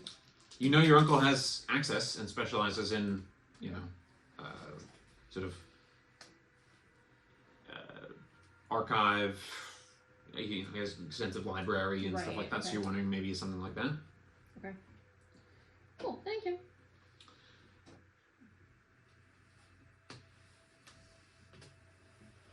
Anything from Flo and Slate? You see Navarax also, obviously. Did you want to share about his visions and stuff that you saw in the mist, or did you want to just leave it alone? And leave him alone? I will hold off on it, seeing that Navrax is still pretty... Because he's still not wearing his armor, he's still just kind of... His tail's droopy, you know. He just, like, he always looks like he's staring through what he's looking at. I will hold on to it until time Navrax is in a better mental state. Okay. Slate, you had your hand up. I did. Or he did. Alright, so I'm assuming with now the small grouping in the forge room, Slate would hear something, if nothing else forge work.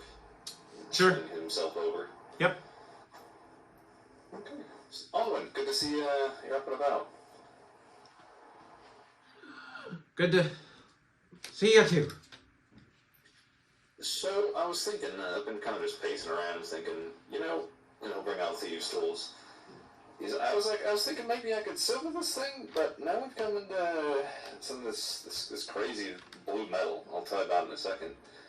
And he's thinking like maybe we could, and he'll start talking about Sapio steel. I studied it a bit when Cargrim got interested. Oh, perfect. Would you know then if, like, let's say if we drew channels through thieves' tools here, if we could, inlay it with Sapio steel instead of silver?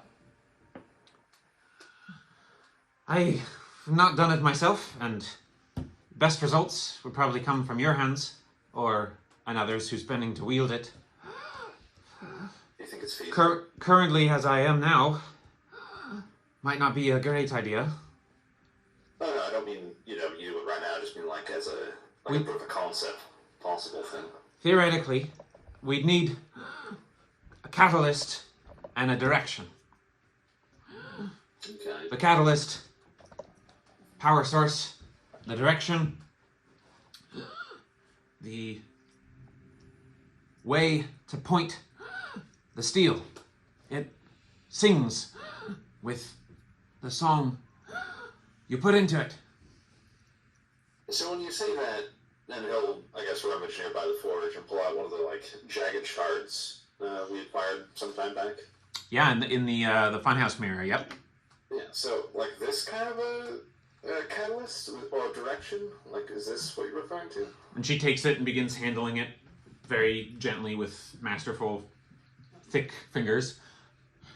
Not quite.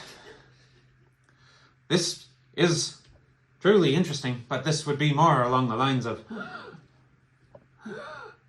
a song to sing it with.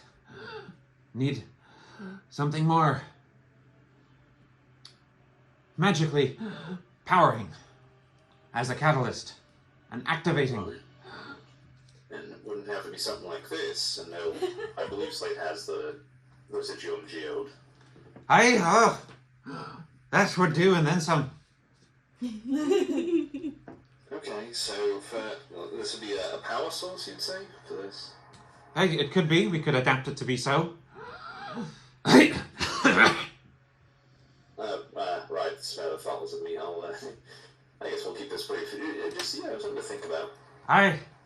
You're not, and she reaches up to pat your, like, forearm. I don't mind your thoughts, good man. Good, I'm glad to know this is possible. It sounds pretty sweet, not gonna lie. Well, I'll go... Is Tennille still on watch? No, Tennille's right. Is Tennille's right? he's right there. Yeah. Yeah. Hi! Sorry, a little distracted. I know, I'm sorry. I was a little excited. Who's on watch? Oh, the small one's gone. Maybe I go help her. I feel like she's probably knitting or something. She goes out and she isn't. You go out and she is indeed knitting, and totally oblivious to the scene. That's a little. She's very focused on her project. Let's say. Can you see that stitch I dropped? It's laced, so it's a pain in the arse. Go ahead and roll just a straight d20 roll there, Nitka, and add your proficiency bonus. Slate, perception check, please. Okay, -2 for exhaustion, plus proficiency, that's a 15. 15? Okay. There's kind of a... as you're, like, knitting and stuff like that, you see that somehow what you're doing seems to be pulling some of the mist into one of the threads, and you see a little, like, mote of misty silver light inlay to whatever you're working on. Oh. That's she'll turn to Slate. That's different than normal. Slate, How do you do that? Great question. My roll was go ahead. After the -5 was 15. Okay. So, along the way to the Gasmining Rig, you guys had seen several cairns and old grave markers, ancestral burial sites. Now you come to a valley of loose shale that extends, unlike the sort of packed earth and stone that you guys have been walking along, extends along the horizon line. It looks like it's spanning mostly sort of like west to east direction, but it does extend northerly in your guys' pathway as well. Looking to the east, when gloom allows, you can see what look like trenches dug in the earth, furrows and old battle lines that face the western end, which is sort of more of the side you guys are on. And here, along the side of the shale valley, are 7 stacked stone pillars, each wreathed in a gnarled stump of roots of black and white that pierce the stone, and you see a tattered, ghostly, silver-white flag flapping from each of them in the wind. Each flag is devoid of any markings, but for one, which bears an animal mask with silver eyes upon its incorporeal canvas, that of an austere hawk. Within the valley, nearest you, you can see numerous cairns, neat lines of chained together stones and graves, similar to what you saw to kneel before and look at the roadside on the way to the mine, but more numerous and in these rows. And they seem to go from like super old and almost like totally weathered to not new, but still old, but less like almost about to be sand type situation. Within the valley, you can see numerous cairns, neat lines, like I said, of these chained together things. I just read that section. Nice. Beside or atop a lot of these cairns are old weapons, rusted war gear, broken helms. And after a second, you realize that this carpet of shale is not shale at all. These are time-ground remnants of thousands and thousands and thousands of bones that extend across the horizon line, and the marrow-dusted grit that carpets the landscape ahead of you guys. Oh. This is kind of metal. Did you notice this? Wow, that's... I wonder why they never got buried, but I mean, I don't know, it kind of looks cooler without it. So, and to be clear, you are seeing that ghostly flag fluttering over there, right? That's not just me? Yeah, this isn't the forest only you could see, or road only you could see situation. I see it too. Alright, this place is haunted, let's get to Neil. I like to imagine you say that to him, and like he's like, "Why do you always assume that if it's haunted, it's got to be neat?" And then stops mid-sentence as he like steps out of Cantifer and looks around. As you say that, Onwin kind of just like turns and looks at you. So all of you hear this, like all of you were here with Navarax and Tennille and Navarax and Onwin in the forge room, so Right. you would have heard this as well. So who all is going out? Flo, I don't know what you were up to. I was in the clown room. You were in the clown room. You Okay, just- that's right, you were playing around with that. Yeah, That's yeah. pretty close to the forge room though, so you would have heard You it. hear Okay. Snail stomping down the hallway saying, "You see dead people one time, and people just make assumptions." Flo's gonna peek out the door and just like You see what I laid learn out. more. Does everyone want to go out and look, or is anyone staying behind? Saeed is just sort of like, I will stay with Onwin and hushed breath. I am not sure that us separating and leaving Cantifer unguarded is wise. Thank you, Saeed. He kind of gets up and just kind of like holds Anwin's shoulder and then looks at Saeed and says, thank you. I'll be right back. And thank you for the cookie you left at my door earlier. Oh, and I know that Renastus left it. That's why I'm saying it. Oh, well, you are welcome. If you want me to make pastries, I'm happy to make pastries. Now, you don't have to be indirect. On my way out, I'm going to cast Vigilant Blessing on myself. Okay, do you pick up any of your war gear? I do not. Okay. And I pick up my glaive. Okay. I'm unarmored. Unarmored, but with the glaive. Got it. And not naked. Got it. Okay. So you guys step out, and the winds, immediately as your feet hit the ground, Oh, of course. the winds stir and stir through the valley and the ghostly flags. The mask gleams with gray and silver light, and dust clouds up from the just carpet of bone dust, and it's like a white cloud as it blows and swirls around and clouds out your vision.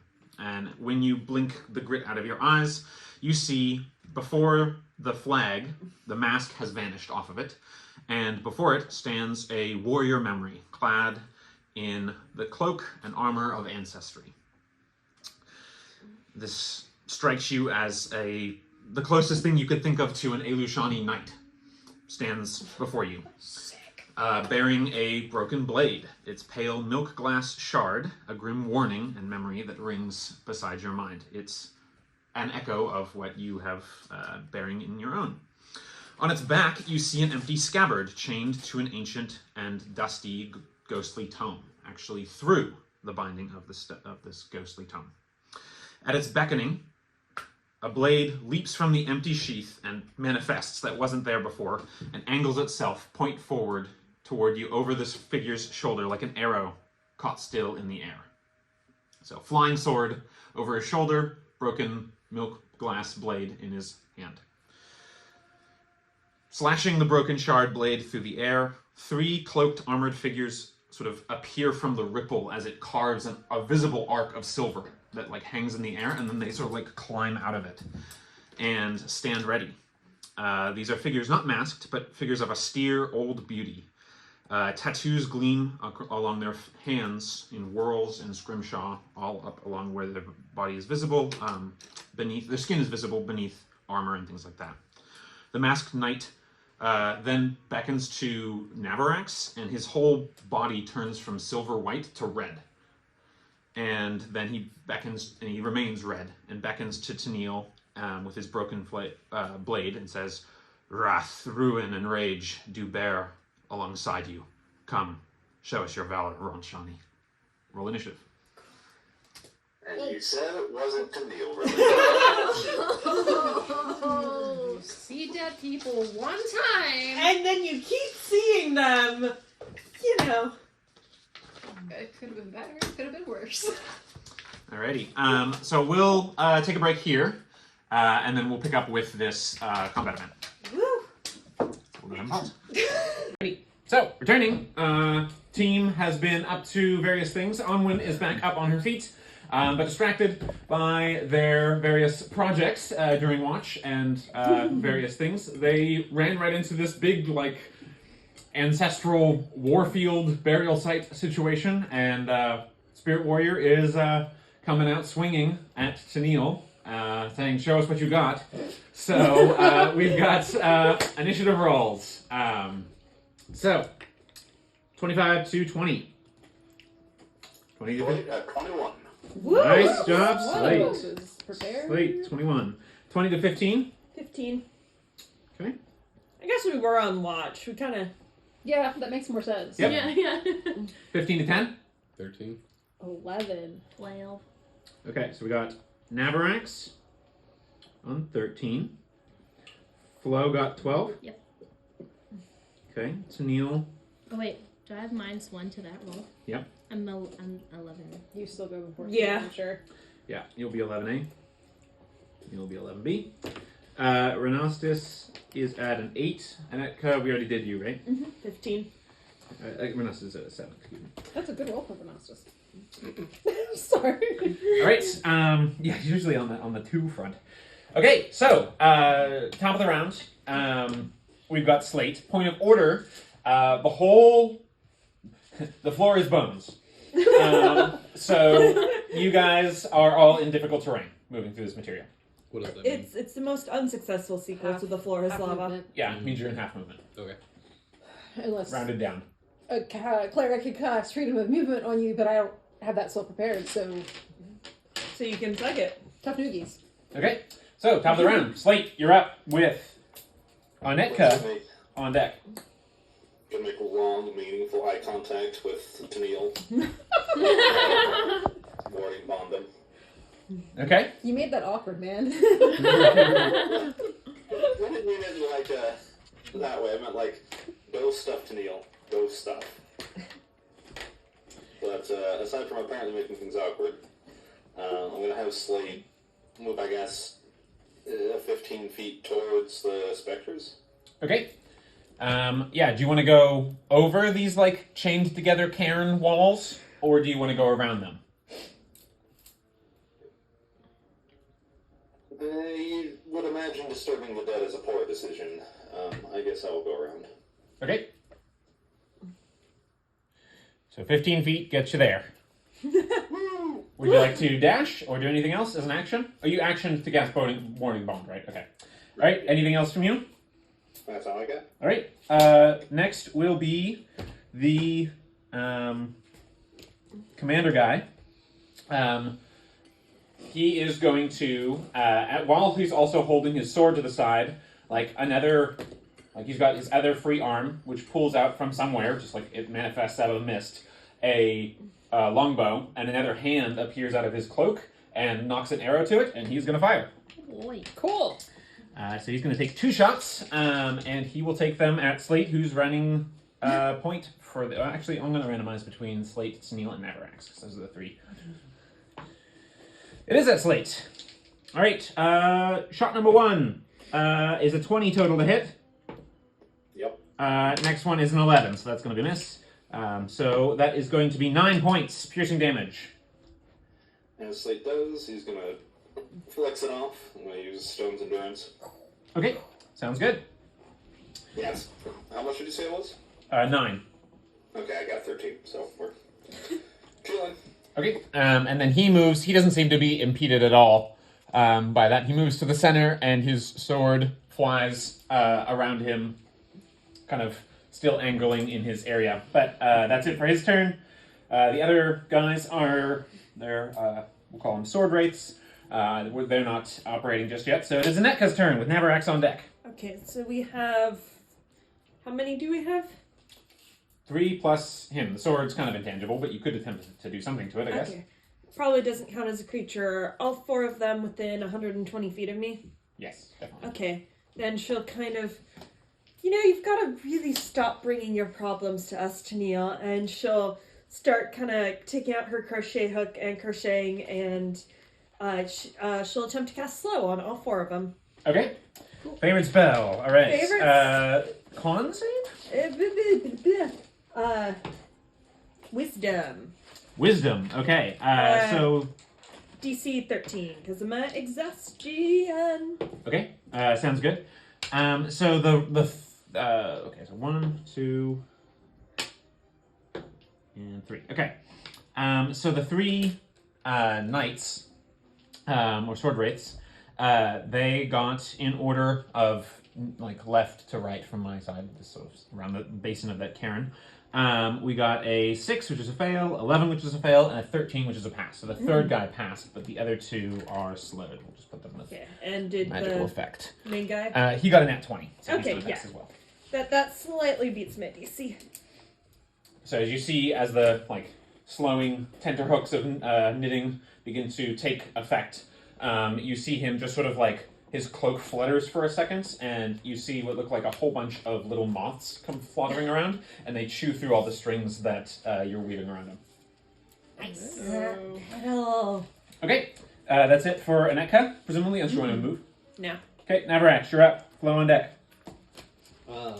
With his bonus action, so he actually does have kind of little tiny clips kind of on his under armor with little runes inscribed to them. He's not even reacting. He's just kind of looking, and he kind of mumbles well, they're ghosts. I can't hit them anyway. And so the runes kind of flare up, and Quantum Navarax appears next to him, so bonus action prepared by Storm Rune. Okay. And he does nothing. End of turn. Okay. Okay. You didn't want to move or anything? Nope. He is very just staring at the ground. Flo, you're up. Tennille on deck. Renostus to follow.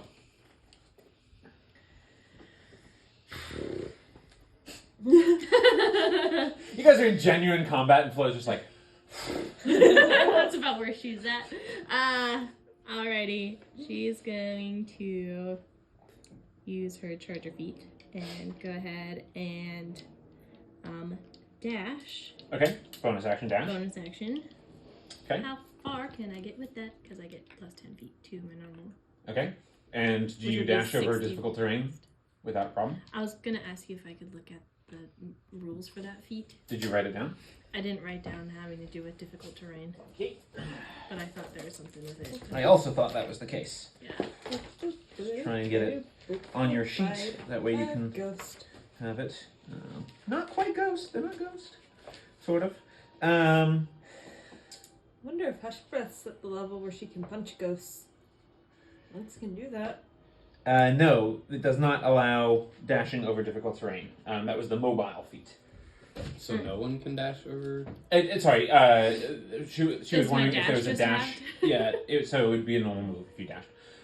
There's a feat that lets you dash over difficult terrain with no penalty. Oh, And that's the okay. part I was but looking if you up. do she dash, had it's that. like a normal. It's like a normal move to dash. Got But it. because she can do it as a bonus action, you can go 30 feet. Are you going over the grave line, or are Is you it going 30 around? feet or is it It'd be 40. 35? It'd be, Because I have plus 10. yeah, so 35, yeah. Because otherwise it'd be 70. Yep. Okay.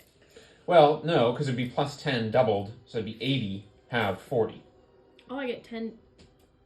Because I have 30 feet of movement, so 30 plus 30 is 60. Oh, plus Plus 10. 10. Yep, okay. Yep, you're right. For the 35. dash action. You're Okay. right. So 35 if you dash.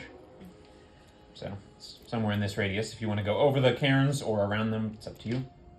I'll go around them. Okay. This direction, this direction. I'll go that direction. Come to the end of this one. Okay. Like that. So you. Okay. And can I take the steady action to see any vulnerabilities? Sure. Go ahead and make a religion check. Ah. Be religious. Ah. Whoa. Nat 1, baby. Nat 1. These guys are made of cloak and armor and what looks like, in this guy's case, the animal mask of an austere hawk, which serves as his helm. Can I at least see if their body is like solid or wispy? You can't see a body at Okay. all. Ah. And in the Just case what of the they're guys wearing? behind, you can just see, yeah, it just Are looks things like just that. floating in the air? Kind of a little bit. Ah. And then the guys behind, you can see, they look like Tennille's spirit buddies, the owl buddies when he summons them. The guys behind, the tattoos mark the outline of their skin, but there's nothing actually there. Okay. Cool. Cool. But you do see what looks like, some motion. When this guy moved, he disturbed the bones. Okay. Okay, anything else? That was your movement, bonus action, and action. So that's you for your turn? Okay, Tennille, you're up. Renaissance on deck. 1, 2, 3, I blast. 4, 5, 6 is Shield of Faith. Ooh, it's 4. Alright, seeing Navarex just kind of like, he's gonna look over. Nav? Get it together, man! And, cast Shield of Faith on Navarex. So you have +2 to your AC. Kind of like, kind of a shimmery lilac bubble. Kind of like, does that like, woo, like that sheen noise that thing's making cartoons in front of you. And suddenly you have really immaculate guy liner. Okay, Amazing. nice. I believe that's a I love bonus it. action to That cast. is a bonus action. So Tennille's just gonna kind of whoop, is 15 feet Yeah, that so- way. Like, yeah, and then, that guy was, I think he's still within 60 feet. He is, yep. Sacred Flame. Okay, He's gonna make a dex save. dex save. You got an 16. That is a pass. Alright. So, You see the silvery flame kind of move through him, and you see as he slashes with the cut blade, it just sort of parts the flame as if it was made of cloth. okay. And that is it for me. Okay. Next up is going to be Renastus. He turns over and he's just sort of like, Neil, I had something on the burner! And he is going to cast Firebolt at the lead guy. Oh! That's a natural 18 right there. So it's going to be 2d10 plus 5. Bernasa's getting that first shot in. Well, you rolled 2 2s, so it's going to be, but you rolled 2 2s and still got a 9 points of fire damage on the commander here. So you see the flame strike in. And that's it for his action. For bonus action, he's going to have the bee fly over the situation over here, and I'm going to go ahead and make a stinging shot at him. Unfortunately, that does not hit with a 17. The guy, another sort of arm, shadow arm, pulls up and blocks the stinger with a shield. Okay, that's it for that. So the 3 wraiths at the back here, half movement, so they go up a little bit. They're about as slow as you guys, and this guy's fine. He comes up forward. Each of them can only make 1 attack. Yes. Right? Which is fine, because they only have 1 attack each. And then the other guy is fine, but they don't take any penalties to hit rolls, right? No, just Okay. to AC Alright, and dex saves. okay. All 3 of them are going to fire at Navarax. So we've got 5, 8, and 16. Your armor should be 10 plus dex bonus plus sorry. 2. No, those were AC. I thought it was damage roll. Sorry, what was it? 5, which probably doesn't hit. Does not hit. 8. Does not hit. And 16. Does hit. Okay, even with the plus 2 from... So you got 10 plus dex. I have a 14 right now. Okay. You take 7 points of piercing damage. And the arrow is solid. It's not like a ghostly arrow or anything like that. So. And as you get struck, you see some mist kind of puff out from you in the shape and seems to be hovering in your vicinity. It's sort of silvery and kind of half forming the beginning of a shape, but who knows what it actually could be. Okay, next up is top of the round. That's it for the round. So Slate, you're up with Anetka as the next player to act after the commander. Okay. I can't tell from my angle. How far away am I from the nearest enemy? Does someone want to bend the camera for him downward, please? Just the camera on the top. You should be able to just... Yeah, there we go. Is it a little easier to see now? This Yep. is you. What do you want to do? Which is the nearest enemy? Nearest enemy's here. He's just on the other side of this cairn chain. That's unfortunate. I really don't want to touch that. Okay. How tall are those? How tall are the cairn chains? Yeah. The cairns themselves go up about 4 feet, and then they're chained together in sort of like a stanchions together at a movie theater type line situation. But it's chain, obviously. So, 4 feet at the tallest, but, there's Yeah. in between. Yep. If I wanted to dash and jump over it, could I do that? Yeah, so you can jump as a bonus action, and because of your chosen acrobatic skills, or your tattoo that gives you acrobatic skills, and you can dash as your action. So yes, you could do those too. Your jump action, you need to look up. I think, do you make that check with advantage as well, or is it? I think we changed the way we do it. I think my vertical jump is my acrobatics roll plus the number of counters I have, which is 1, since we haven't fought yet. Yep, okay, so that's right. Yeah, so it's a bonus action to do, so go ahead and make your acrobatics or athletics check. The distance is how far you go. Well, the roll is how far you go. Okay. Then I will roll. Oh, we're doing athletics for sure. Oh boy, yeah, we're clearing that one. That would be 26. Okay, so there's a run up, and this counts as this contributes to your movement value if that makes sense, right? Yeah. So you move up, you take a running, like, 10-foot jump, and then you see Slate sort of jump, and, like, it almost looks like he's stepping off of little plates of mist that are, as he's, like, making the jump, and he does, like, a 3/4 turn flip over the wall, and lands on the other side, beside the first guy. Sweet. Do I need to dash to be able to do that? Technically no, because you needed a 10-foot run up to be able to make a jump like that. Unless the jump distance was halved, but 10 feet is still less than your 15, so technically no. Ooh. Awesome. Okay. Because you can bonus action jump, that helps a lot. Yeah. Okay.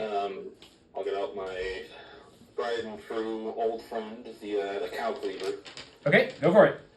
and make my first attack. Which I imagine misses with a 13. Okay, as a counterattack, he's going to riposte Rude. Alright. with his longsword, but that's going to be a fail with a total natural 3, so a total of 9 to hit. So he dodges your attack, and you're just like, as he swings wide. The sword, by the way, looks like it's made of bone. That's cool. It's like bone and metal together somehow. This one is a total of 18. 18 does hit. Good. Okay. Roll damage. I believe a hatchet is a d6. Yes, it's a hand axe, so yes. And that will be a total of 10 damage. 10 points, alright. And you see, all of you see in here, like, across, there is, like, chain that he's wearing. So there is a physical. There's a physical stuff. As you, like, you just saw, like, cloak and stuff before, but you actually saw that there is, like, chain that's being disturbed by the cloak. He goes through the cloak, but the chain gets cut up. Okay. Navarax reacts, and his eyebrows kind of go up and say, "Oh, I can do something." Okay, next. I think it's the commander next. That was my second hit, so I'm done if you're talking to me. Oh, that's right. The first one was wrong. Yep. Okay. Thank you. All right, Commander. Commander is going to very easily close the distance. And he's going to make 2 swipes with the shard sword that he's got. I'm sure that won't do anything special. Oh no! First one's 12 to hit. No. Okay. Next one is a 14 to hit. No, sir. Man. He's got a high bonus, but he's not able to successfully hit. So he's going to do his bonus action extra attack. And you see, so the first 2 attacks, he's just attacking with the shard. And the end of it glows like white hot.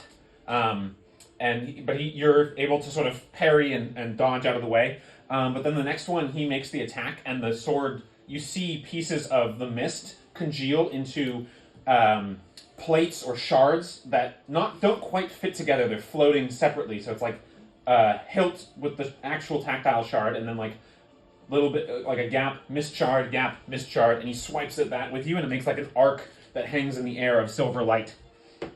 Really cool, but bad for me. Does a 19 hit you? It just hits me. Yeah. Okay. So that's going to do extra bonus damage. That variety, and then this is, what is this? Okay. All right, so you take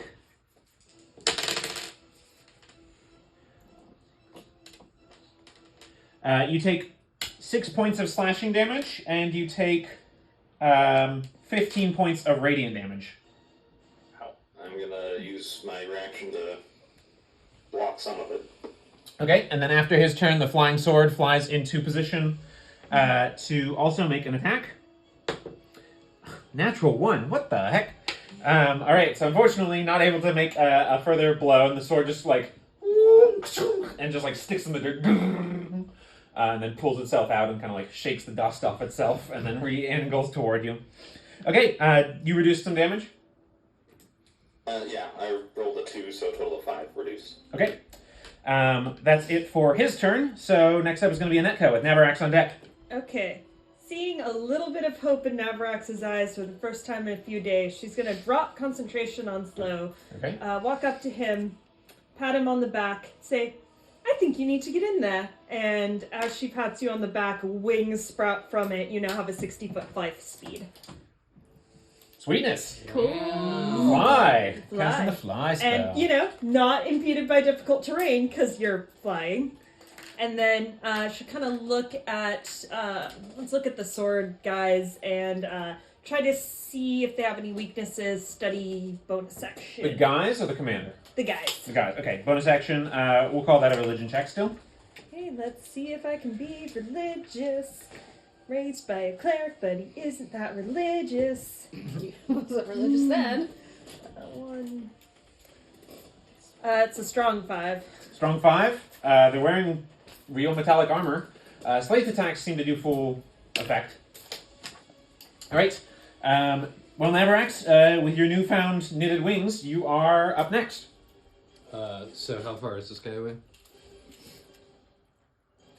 50, 55 feet. So 60 feet I could get to him. Yep, easily. Did you want to stay in the air for reaching down attacks?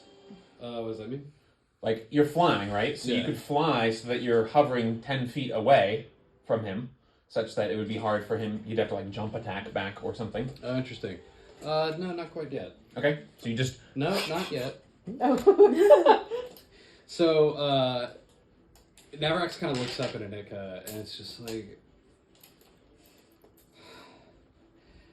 Storm Navarax is behind him, and has his head in his hands, like this, and it's just like... And as he's doing that, an earthen Navarax is coming up, but it's not like the other stone Navarax you've seen before. This one actually has a lot of grass on him, and he just kind of climbs up out of the ground and is just like the same face as Storm Navarax, and just like slaps him on the shoulders and just like starts slapping all over his body. With my bonus action, I have prepared my Hill Rune. Okay. And this one gives me resistance to all physical damage. Okay. And so now Navarax has like this armor of just like earth and grass and stuff on him. And he's like really surprised by this, and I'm just flavoring this, but Storm Navarax and Earth Navarax both just slap him at the same time and like yeet him. And, like, he just goes like screaming over with the wings and crashes into this guy, making 2 unarmed strikes on him. Unarmed strikes, okay. I'm kind of contextualizing. He's like landing onto Got this it, guy. got it. Go ahead and make an attack roll. That'll be a 10 and a 20. The 20 hits. Okay, so that's just 1 plus strength, right? So Yes, or you can grapple, or you can knock prone. Or sorry, or you can grapple, knock prone, or push. we'll say he knocked him prone. Okay. But because he hit, he is going. And again, he's not really invoking his runes. They're kind of acting on his own right now. Mm-hmm. His fire rune invokes, and so he has to make a 16 strength saving throw. But with my reaction, Storm Navarax appears, and as he goes flying away, they kind of like fist bump each other, and Hill Navarax disappears. Storm Navarax appears and kind of like scares this guy to give him disadvantage, and then a fiery Navarax comes up out of the ground like molten lava and tries to grab this guy. So all that happens. That was super cool. You can go ahead and take inspiration for the narration there. Are you just the avatar? At this point, are you just the So avatar? total of 7 on his saving throw. So he fails. So it's gonna be a fail. So he's what, restrained? He is restrained, and he takes 2d6 fire damage. Storm could be both air and water, and you've got fire, and you've got earth. I think you're the avatar, buddy. Okay, so couple things. As you get close, the Wraith Commander, his sword, or the knight, his sword and his aura, as well as the tattoos on the guys that like outline their shape, they glow red in your presence. And the mist that was beginning to congeal kind of like follows in your direction. Okay, and he takes 2d6 fire damage, right? Go ahead and roll. Oh, is it the start of each of his turns? It's when he gets it, and the start. Okay, of so when he gets it, yep, got it. 7 points. Nice.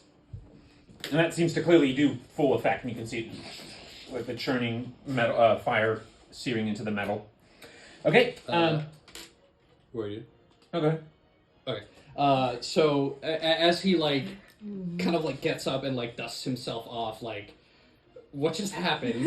And so like the lava Navarax is kind of like holding on to this guy now, and so kind of like with a renewed vigor, he will action surge. Okay. All right. In the back, Anetka is just kind of hiding the fact that she's snort laughing at all of the nav tossing around. Are they saying I'm extra? I mean, you still are, but you know. And he is going to make a glaive strike against him. Okay. Rolled with advantage because you're attacking a restrained target. 2 4s. 10. 10 does not hit. The creature blocks with a physical shield, which the glaive does like bite into a little bit, but so it's a physical object. But you do see it sort of. And then can I use like my kind of 10 feet ish left to kind of move on this side of him? Yeah, you can. Okay, and then he'll kind of get on this side, and then he will. How far is 15 feet out? These two guys? Yes, those two. Yep. Okay.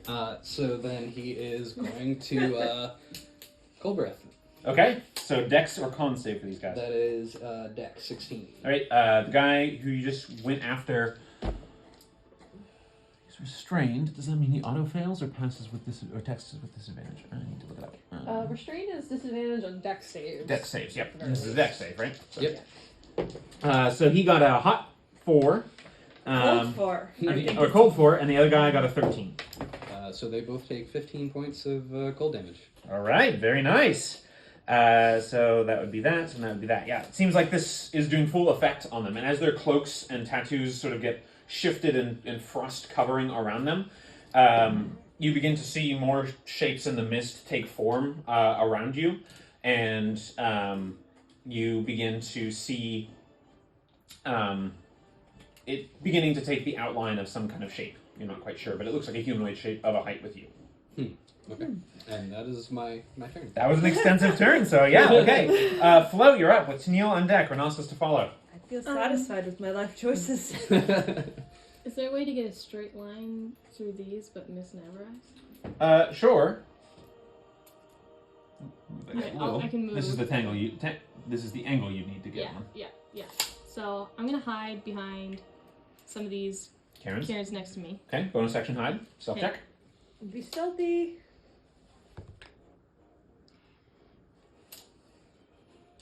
18. 18. Okay. Yeah. You feel pretty hidden, and the mist kind of shrouds around you. And then I'm gonna pop up. It looks like it's moving of its own accord around you. Okay. I'm gonna pop out, do like a dive roll, and then whip up my gun and try and do a. Are you trying to get closer? Is that what I'm understanding? Yeah. Okay, so then you'd want to. So if you move from your hiding spot, you're no longer counting as Okay, counting I as will hidden. stay there then. So you could move up to this, then hide behind this. I just don't know that I have enough movement, so I'll hold. Well, how far? Okay, so you can't dash to get to here, right? I don't want to dash. You don't want to dash. No. So you're holding where you're at. Yep, I'm gonna hide and then pop out and shoot. Okay, normal shot. I'm gonna do a piercing shot. Okay, so you're attacking this front guy first. Yep. So what does a piercing shot do? So piercing shot. I use 2 my martial die. Okay. Fires through multiple creatures. Roll a hit with disadvantage against all creatures in a straight line up to the weapon's first range increment. Okay, what's the weapon's first range increment? 60 feet? Yeah. Okay, so it's these Am I two not? guys. Am I? These two, not the third guy. Oh, I wouldn't?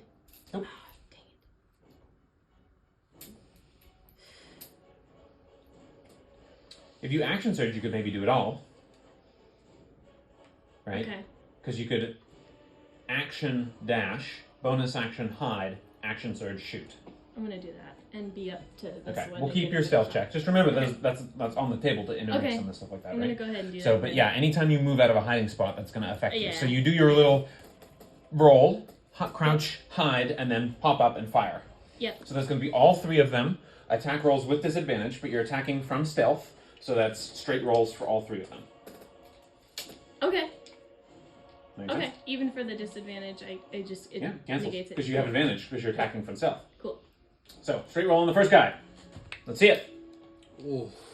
It's a nat 1. Do you have inspiration Can to I reroll use it? for inspiration? Yeah. Okay. Remember, any inspiration can be after the roll. Oh, really? Yeah. I have my other nat 1 inspiration. Yeah. Can I use that? They don't stack. No, I know. But I'm just saying, like, I'm using that type of inspiration. Sure. Okay, that's better. That's a You can do it. 19. 18? 19 with an on-wind bullet. 19 with an on-one bullet. That hits. Roll damage. Okay. And this is sneak attack damage because you have a friendly target within 5 feet. Okay. Cool. Ooh, your bestie, the friendliest of targets. So you see her fire, and you see like quite a wide circle of parted mist as the projectile crackles through with like a fiery rune on it. All right, attack roll, damage on the first guy. Big rolls. You can do it. Sixes. Okay. 15. 15 points of damage. Is that including the fire damage? I don't know how much the fire damage is. D4 extra. Okay. Yeah. I don't have a card for it. I just need to write it down. 2 more points of fire damage. 2, so 17 total. What did I say? Yes. Yes. Yes. Sorry. Right. 17 total. Distracted. Thank The you. knight's the wraith warrior sword wraith guy is looking damaged. Like there's a big gaping and singed hole in his armor and cloak where he shot him through. All right. And then it says, on a hit, each subsequent creature takes damage equal to the 2 spent dice's roll plus your dex modifier. Yeah, so you spent 2 martial dice. So the first guy just takes normal shot, which Yeah. we just covered. Yep. Second guy, you need to roll to hit him. Okay. So straight roll again. Okay. Disadvantage, but attacking with stealth, so cancels. Nat 20. Woo! There you go. For All 19, right. though. What? Sorry. For, nat 20. You hit him. 27. You hit him. Okay. So 2d6 because you spent 2 martial dice, Okay. and you're doubling this value, and then adding your dex. Doubling it because you Okay. rolled a nat 20. And do I still add the d10 for the pistol? You do not. It's, Okay. it's not weapon damage anymore. It's just this. Oh, I see. It's the I maneuver haven't used damage. this before. I know. Sorry, y'all. No worries. No worries. It's a learning moment. Yeah. Okay, 6. Kind of complicated with this if you're 6 adding all these plus- things. Plus my just straight up dex. Yep. So 9. 9 points. plus the d4 of the bullet. Six. Fires damage. Is it still the same roll? No, roll each time. Okay.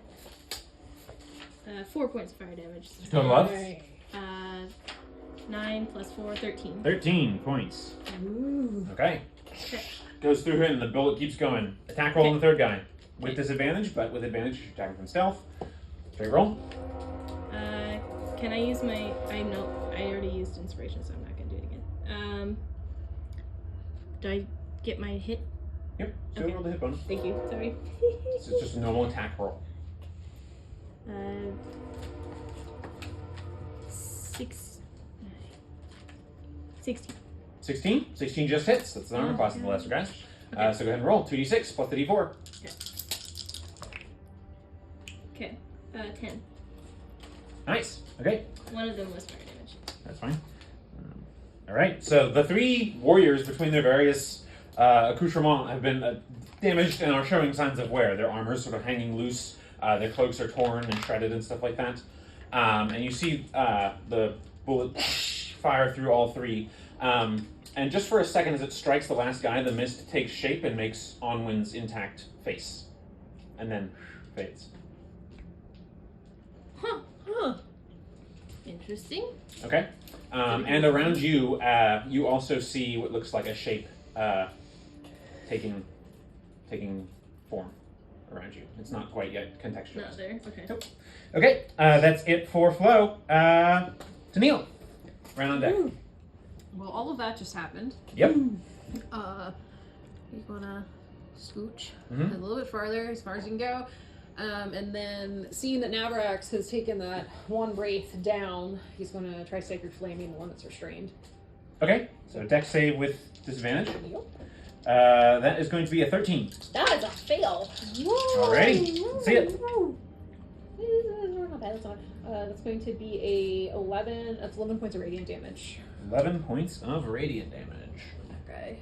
Okay, he is still alive, or still unalive, but is seriously looking hurt as this time it strikes in and kind of goes in as the mist kind of strikes into the creature and so it almost sears into the armor. Okay. And a misty shape begins to form around you as well. Cool. I'm interested in looking at the cairns, but I don't know what a search, like a bonus action. Yeah, search that would fall into the bonus action search. Okay, I'm gonna do that on the Okay, cairns. perception check. Are we in darkness? Yeah. Okay, so it's 13. Okay. The cairns are carved in the shapes of. They're carved stone. There's stacked cairns of stone, and there's usually one carved stone. And they are carved or set with helms that are also with like animal mask type situations. And you can see that their eyes are leaking this mist that seems to be coming everywhere. Oh. Cool. This Tennille is this is even too spoopy for Goth Boy. Okay. That's it for me. That's it for you. All right. Renostus is going to move a little closer over here, get the bee further into position, and he's going to stick with the firebolt for now. He's saving his slunts in case someone is looking a little rough. So he's going to go ahead and firebolt the first guy that Flo shot. Forefront. Natural 20 for Renostus. So that's... Woo! Yeah, that's going to be 35 points of fire damage. Because 2d10 and I rolled an 8 and a 7 doubled.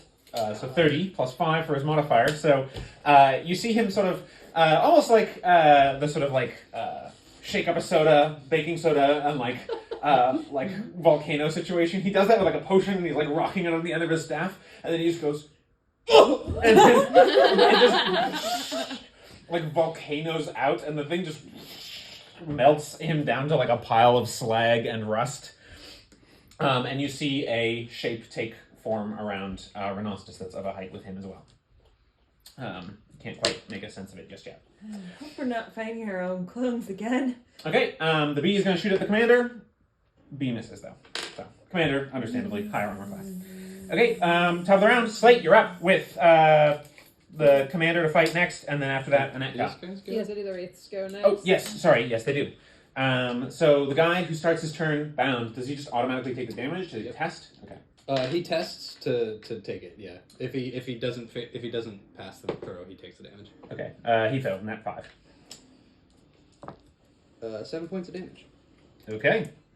He's looking quite rough as well. This guy's dead.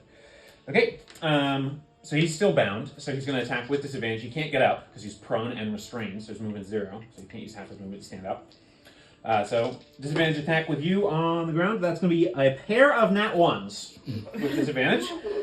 So we're just going to put those dice aside and call it done for his turn. No, that's all right. Thank you.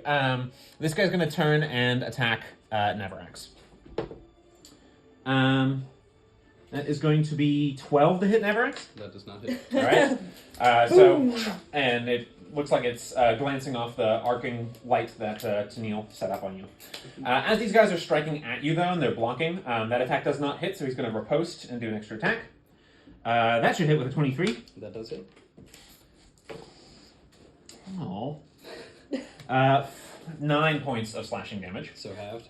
Yeah, have because you have resistance of the grass effect. And as this attack strikes in, another ghostly sort of mist wraith form begins to take shape, but the first one solidifies, and you see a shape in the shape take form. The form takes shape. There we go, and it looks to be depicting you. Another version of you, made of mist, and it's like you are wearing what look like chains and almost like scriptures or prayer scrolls or prayer pages that are chained and latched to your body, almost like you're wearing it like an armor. And in each hand, you bear what looks like a sword dripping blood, and there's blood coming down your eyes, and that is one of the things you see. With my voice reaction, just like Mr. Kilnara. So that's what you see. Okay, and that one went. That guy's dead. So top of the round, Slate, you're up. And Netka will be next player. And the Wraith boss is right in front of me, right? Yep, the Elushani Knight. The Ross.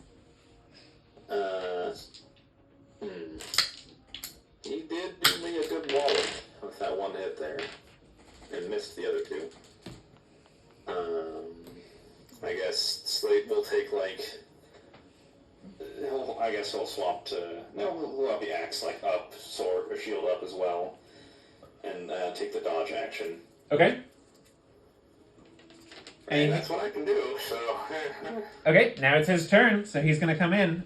He's going to go ahead and make the first swipe against you. That is going to be a... Oh, with disadvantage, excuse me. Yep, that's going to be a 17 to hit. Nice. Okay, second swipe. That is going to be a 16 to hit. Nice. Bonus action extra stripe. That's going to be a 16 to hit. So now with your dodging and parrying, you see as the attacks go around, and a misty shape begins to take form around you as well. And it seems to be of a height with you, and seems to be wearing like resplendent regalia of wizard robes. The flying sword will also attack you. Ooh, Lumoria? 21 to hit, even with the disadvantage. Yeah. Okay, so the commander is going to cast Blinding Smite through the sword, because he can do that. You need to make a... you need to make a con saving throw, please. Connie! Con.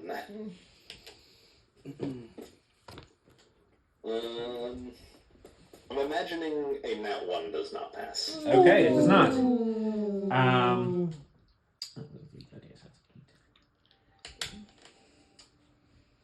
So it's going to be 10 slashing plus 8 radiant damage. So total 18 points, and you are blinded. Ooh. Can I use my reaction to reduce the damage? Sure. So as this flying sword hovers in, while you're ducking and dodging, it's sort of weaving and waiting, and then it sees you slow down, and it kind of carves through the air, and as it does, you can see the commander do some sort of like wrist twitching movement, and the arc of the sword gathers all the mist around it, and then it just shines with this hugely blinding light and comes slashing straight through you, and covering your vision. Ow. Yep. Okay, that's it for his turn. So next up is going to be Anetka. Hi. Nabarak's on deck. Am I within 90 feet of the commander? Yes. Okay. So you'll see her she'll take out a double-pointed needle and quickly start knitting, and she moves her knitting from side to side, but it almost disappears as she's knitting it, and as she does, a colorful striped whip appears right above his head, and then it cracks onto it. Tasha's mind whip, in saving throw 13. Okay, that was super cool. Cool. He nat 20'd it. Ah! Dang. Okay, so does he take half damage on pass? I don't... Not according to the card I have, I think. Okay, Yeah. sorry. And So then- you see him sort of, again, this under his cloak, it looks like he's got like multiple arms that are just forming as he needs them. So you see one just like reach up and like part the whip as it comes up, and it just like... That is super cool. So she'll actually then kind of try to get a closer look at him, see if there are any sort of chinks in his armor, and Okay, study okay, religion check. religion check. Ooh. 2 plus 4, 19. Nice. Okay. Yeah. He's got a decent armor class, 18, and he is resistant to necrotic and immune to poison, and he's resistant to non-magical weaponry. You also get the sense that it would be hard to do things like poison, frighten him, even turn undead. Seems like it would be very hard to be effective against this kind of foe. I'll just contextualize with that. You're also noticing what he seems to be doing, particularly in the presence of other individuals, is reflecting part of their memory around them. Huh. Well, he's super odd, and the things surrounding you are your own memories. Don't try to poison him. don't try to make him more dead. That's not gonna work. And he's apparently not a zombie either, so you can't try to turn him that way. Interesting. He is technically undead, but he is not easily turned. He's not a regular zombie. And it's not just memory. There's an association, a reflection of some kind. You're not quite sure how to place it, but memory is the closest you can think of. Okay, very nice. That's it for your turn. Navarax. What you see now at the top of your turn is you're the only one, aside from Tennille, who has multiple versions of these like mist. Actually, I shouldn't say that, but you're not the only one. Flo's one is starting to show as well. But yours are some of the most prominent. And you see one of the other ones sort of take shape, and it looks like you see Cargrim as you knew him when he was first interacting with you, and take shape around. You see like you and Cargrim like shaking hands, like coming to an agreement or an accord. So, with that, your turn. Navarax kind of like is looking at everything and is kind of like a little bewildered by it, but just kind of like yells out and takes. We'll go with the first attack on the down guy. Okay, with advantage because he's down and restrained. Nice. 12 to hit. 12 does not hit. Okay, then he'll go again, and that'll be a 18 to hit. 18 does hit. And that will be 11 points of slashing damage. All right. So reduced to 5 is still enough to finish that guy off. So Nice. Nice. down he goes, and the molten Navarax recedes into the earth as well.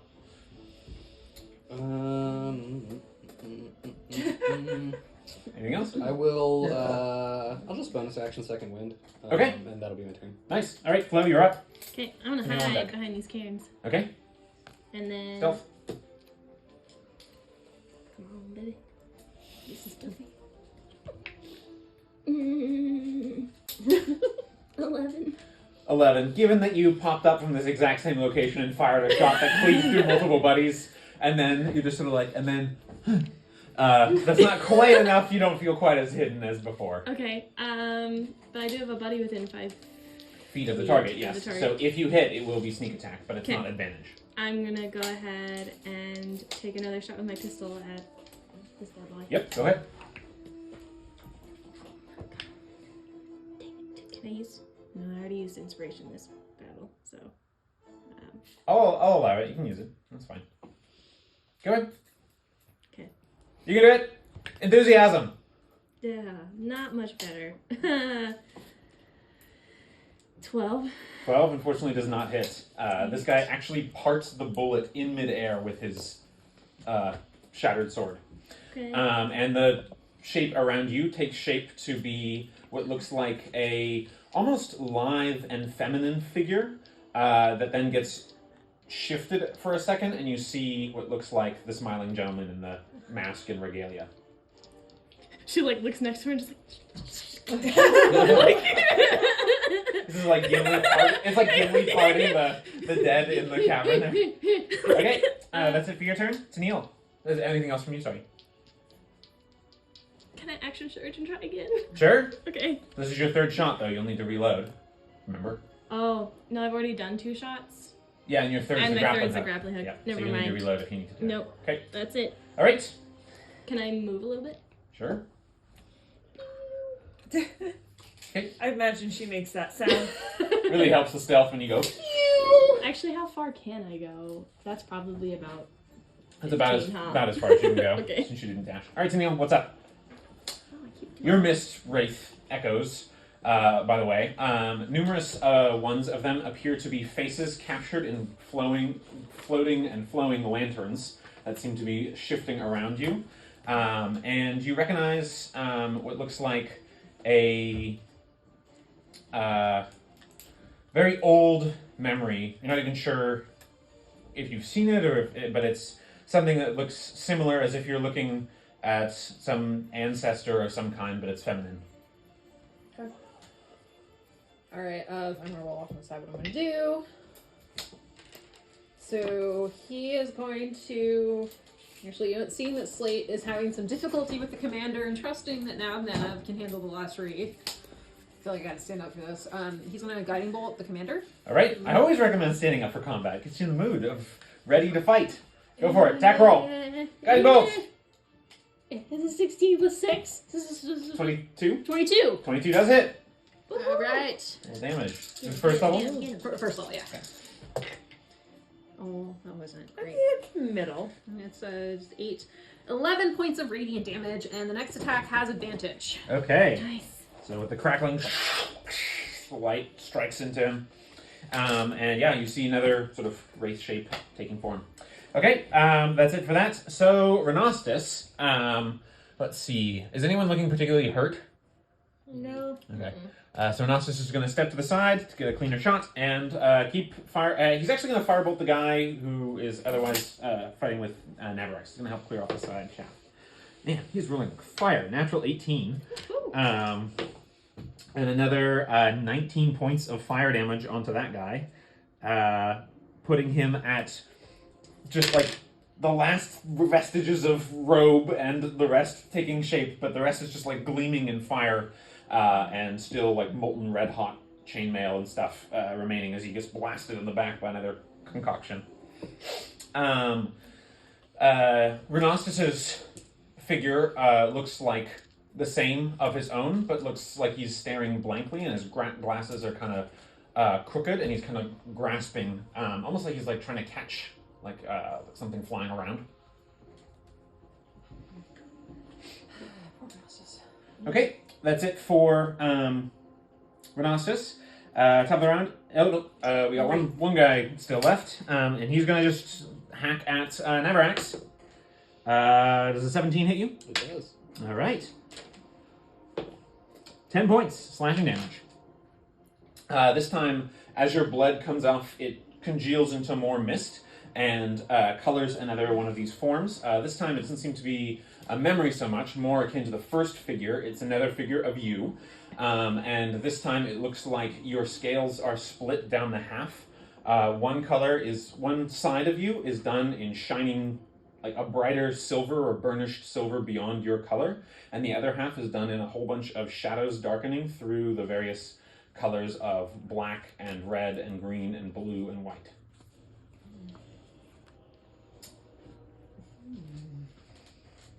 Okay, that's it for their turns. Top of the round is Slate.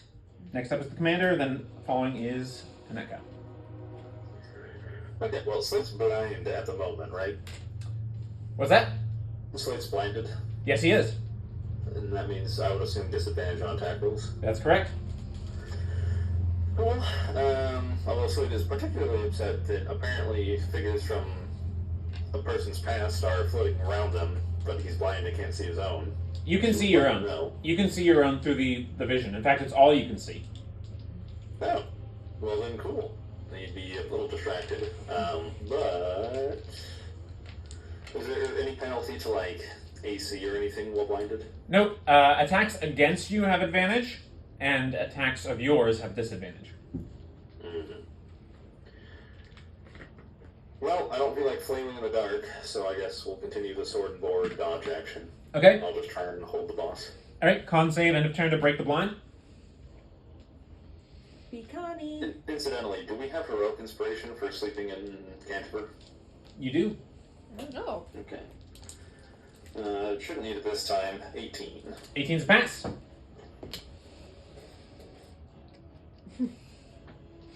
All right. Guy's turn. He is going to Misty Step to Tennille Oh. and going to start making some attacks. So first one. Yeah, plus 1 AC. That's not going to hit. He's just not rolling well. Look at 13. That's not going to hit you. Next one. Come on. 19? Does not hit. Okay. His bonus third bigger attack. Jeez. Can't roll even a 10 on this guy. 14 does not hit. Sword's going to fly through and attack as well. Come on, sword. Get him. All right, the sword's going to get him with a 23. Yep, that's gonna hit. Same thing. He's going to cast Blinding Smite through it, so you need to make a con saving throw. Oh boy. Okay, I'm okay at these. I'm pretty good at these. It'll be 10 Believe in slashing. you. Those rolls. No, I shouldn't have believed in you. You know what? I'll take it. It's that's an 8. Okay, 10 slashing damage and 14 radiant, and you're also blinded. Okay, so there's 24 damage. So let's have the 12 to each. Yeah, we each get 12. It's 49. Alright, and now all you can see are just the lights gleaming from the various lanterns and stuff, and the next shape actually takes shape as the silhouette of the mist of a woman, a very large woman, like 12 feet tall at least, with numerous arms, like 6 or 7 that are coming out of her shoulders, her back, her front, who are grasping all of the lamps, and inside them you see what look like figures, like almost like they're treating them like jails. You see the feminine figure you saw before, a masculine one. They're like small and shrunk into these lanterns, and you also see numerous animal-faced hooded figures of various animals. You see wolf, you see boar, you see bear, you see owl, you see hawk. All of these masked individuals captured by the... Is she an older woman by any chance? Yes, elderly, long hair that kind of goes all the way down to her waist and covers over her face, the front of her face. Okay. Okay. His father He already knew she had his parents. Okay, that's it for his turn. Anetka, you're up. Never action on deck. Just magic missile the commander and just try to poke some of the DPNs into wounds he already has. Okay. That'll be... First level, I'm assuming? Yeah. Nicholas, how would targeted strikes work with magic missile since it can't miss? That's one that you're just not allowed to do. That was more flavor than Yeah. anything. 12 points of force damage. 12 points of force damage, yeah. Okay, I might allow it as if you wanted to try and do something like that, and we could maybe work something out, because it does say you get to strike, with that, but you do see as the... he's been taking a lot from you guys, or a decent amount so far, but he looks like he's got a lot of fights still left in him. Alright, so that's it for Anetka. Navarax, you're up. Alright, gonna take a swing at the guy next to me. Get him! And that's gonna be a 22. 22 hits, Nice. yeah, You got him. nice. Got him. You did get him. And that is going to be a reroll. Yeah. It's like gonna your be method of 6 points of rolling. damage. 6 points of Throwing it damage. in. Reduced to 3, but he only had 1 left. So you just sort of Awesome. just... And again, he kind of crumples into the remaining space. Rolling. Okay, Yeah. anything else? Hmm. Remember, you have 60 feet of flying movement. Oh, I do. You do. Ugh. You're welcome. And he's just like floating back here, like Okay. 10 feet away. Okay.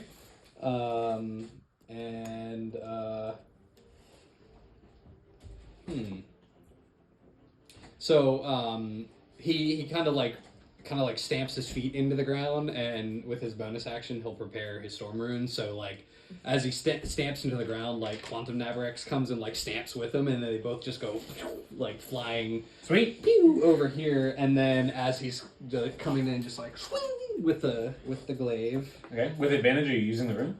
No, just I preparing it. prepared it. Yeah. Got it. So that'll be a 23 to hit. 22 hits. Go and roll damage. And that'll be 9 points of slashing damage. Okay. That is reduced, but still does do damage. So it's reduced to 4. And that'll be my turn. Okay.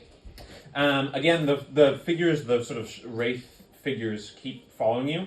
The one that's in following your flying, the one that's like half down the middle, multicolored, and then like silvery, it sprouts wings, but one looks like it's bony and dead on the side of all the colors, and the other one looks like it's feathered in metallic feathers on the other side and flies along with you. It's almost like a vengeful angel. Navarax is like floating behind you. Right. Okay, that's it for Navarax. Flo, you're up. What's new on deck? I'm gonna drop down to my toes Okay. and hide behind some cairns. Okay, make a stealth roll. Come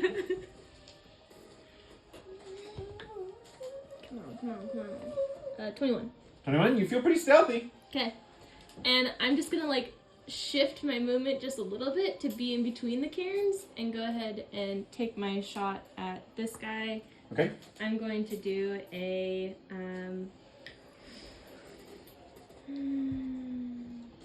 between the eyes shot.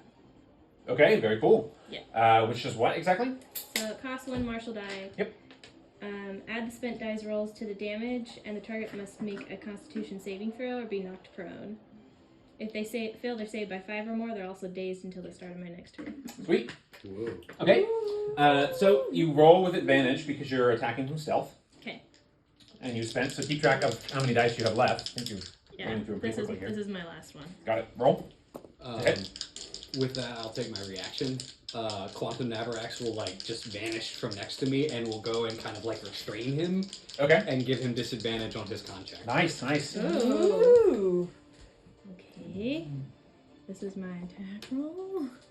17. 17 with advantage. Yeah. Unfortunately, does not hit. Dang it. So you fire, Seriously? and again, he just sort of like, for a second, he's just like fighting and engaging with Tennille, and then immediately his whole body just like, and he cuts through the bullet, and the bullet passes past him. So does that then not count my use because It does not count as didn't use because have he never use it? tested. Got it. Okay. Yeah, you normally have to wait until after he's Okay, actually sorry. done it. For No some worries, reason no worries. I I thought- like the flavor, that's fine. It's just, for the sake of spending the point, it doesn't count. Fair enough. Alright, actually, all of that is null because you had to reload to be able to fire at all. Alright, I'll use action surge to be able to do that. Okay, so you reloaded, action surged, Yeah. and fired, so that's your turn. Thank you. Okay, Tennille, you're Well, blinded. I can't see anything aside from these misty visions. I'm constant. I did roll a con check on his shield of faith, and Thank you. it's still up. So I don't want to drop my concentration just yet. So I'm going to take the dodge action. Okay. Kind of saw Slate doing the same thing, Alright, so I'm going to dodge, and I don't want to heal myself just yet. So that's Alright. it for me. con save to test out of the blindness. Let's roll better this time. That is a 14. 14 is what you needed, pass. Woo! He's fighty enough that he doesn't have a crazy high DC. Alright, that's it for your turn, Renostus.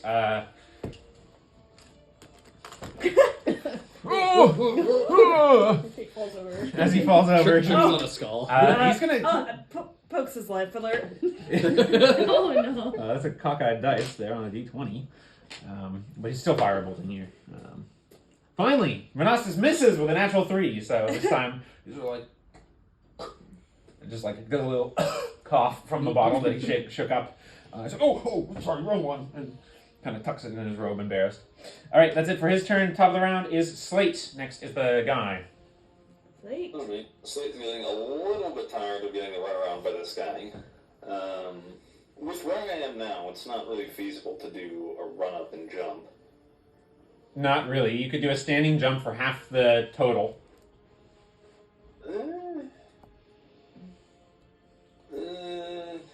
I'd rather than take the roll and risk it, I'll just use my bonus action to go giant form Okay. and Go large. big or go home.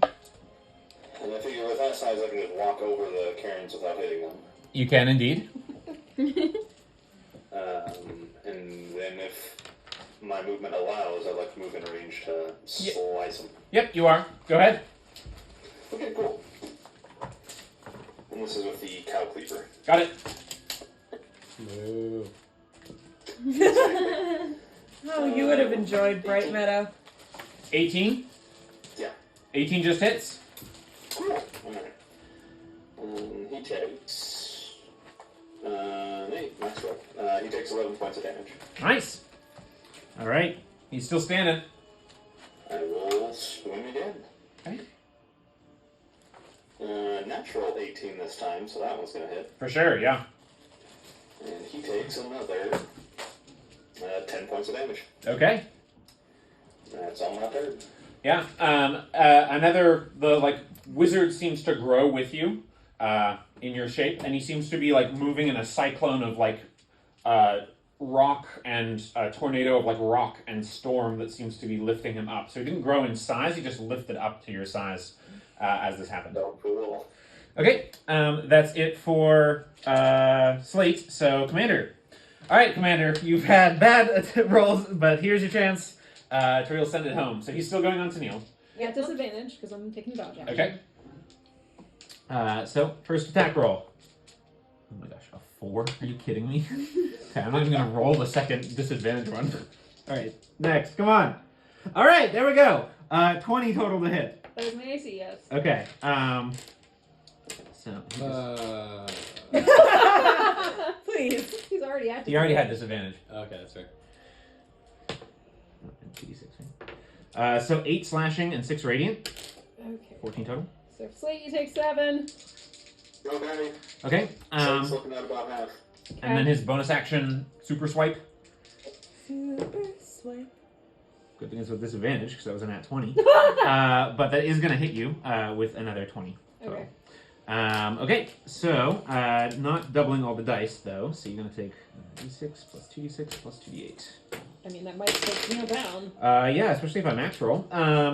So that's going to be 10 slashing, 10 slashing, 11 plus 12, 23 points of radiant damage, so 33 total.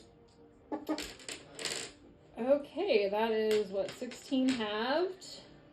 16 after half? Or 16, yeah, so we each take 16. So he's still up. He's still up. Okay, yeah, so again, sort of first strike goes in, second strike goes in, and the third one, again, all the like mist forms into the extended blading, just whoosh, pulls it right through you. And then the next is his flying sword, which is going to go in and make another attack on Teal. That one might miss, though, with a 16. That does miss. Okay. Alright, next up is Netka. Navarax on deck. He conveniently lined himself up with no friends behind him, and I'm not going to let that one go to waste. Lightning bolt. Okay, very nice. 14. Pass, but... Okay, half damage. I was going to damage. give him disadvantage on that roll. Okay. My reaction. Sure.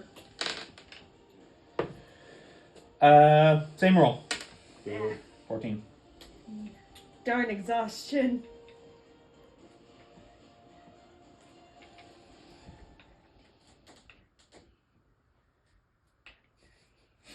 $28 half, 14 points of lightning damage. Okay. So. If you had hair, they'd be standing up on the back of your neck. My scale is standing up. So the lightning strikes him, and the mist that forms around you, it takes the shape of a small, half-orcish orphan girl, barefoot and sort of ripped trousers all the way up to the knees, stained, and just sort of like reaching up like it's trying to hold someone's hand. Aww. Okay, that's it for Anetka's turn. Navarax, you're up with Flow on deck. Okay. I am going to make 2 attacks on. Ooh. Make 1 attack on him. And that'll be a 14 to hit. 14 does not hit. So as a result, he'll riposte. Nat 1. Oh my gosh, dude. I will use my food inspiration though to see if that does any better. Ooh, 19, 25 to hit. 25 definitely hits. Okay. So that'll be 9, 14 points. No, sorry, 12 points of damage. 12. Half to 6. It's gonna put some hurt in him. And as he does that, Lava Navarax pops up out of the ground. 16 strength saving throw. Okay. Man, still can't get a 10 out of this guy. Total of 13, so that's gonna be a fail. So he is restrained. Ooh. Nice. He takes 11 points of fire damage. Whoa! All right, that's he is- full damage. He is restrained. Alrighty, that's full damage for the fire. And then I'll go for my second attack. With advantage now because he's restrained. Oh yeah. Restrained is a that's great okay. condition. If it's a cockeye, just reroll it. Just reroll it. Roll that dice. Oh, fine. Okay. That'll be 24 to hit. 24 definitely hits. Roll damage. And that'll be, ooh, God. That'll be another 12 points of damage. All right, you're rolling nice. Woo! 12 halved is 6. And this time, as you strike in, you see yet another form around you. You're definitely one of the ones who has the most. And you see what looks like kneeling before an altar, and you're lifting like a bowl to your lips, and you're drinking in like blood. And as you do, you see your runes and a whole bunch of scars along your scales and stuff, like glow with like a ruddy light. I'm the edgy one here. Tennille, you Jeez. keep some weird friends. Go ahead and make an insight check. We'll say an insight check for all of you. Ooh. I feel like this guy's not supposed to die.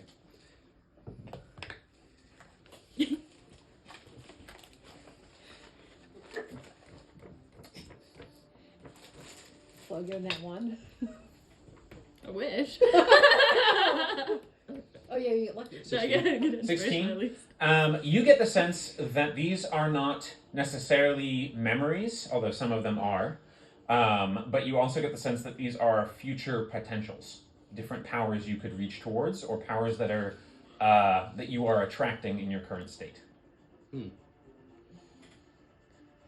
Flo. My insight? Insight. 4. 4. Hey, it's a smiling gentleman. That's cool. Wow, how about that? Slate. 6. 6. Huh. This wizard dude looks a lot like me. Ain't that something? Exactly what Slate says. 9. 9. You're obviously recognize what you're seeing, but it's distressing. Beyond that, a memory. 14. 14.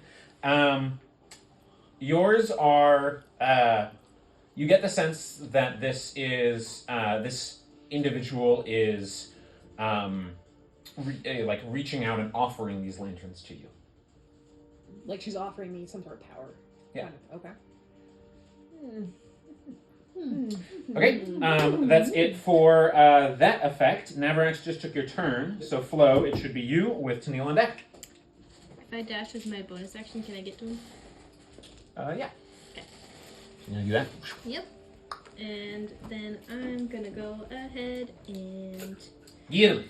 Yeah. do a swipey swipe Okay, with my salt feet short sword. do it. Attack roll.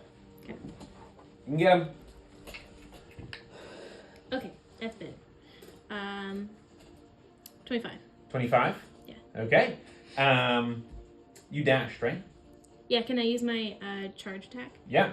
So you are going to use sneak attack. You got plenty of friends within 5 feet. Okay. And then you also get the extra d8 for moving more than 10 feet in a straight line after making a dash action. Oh, like a boar. Yeah, pretty much. Okay.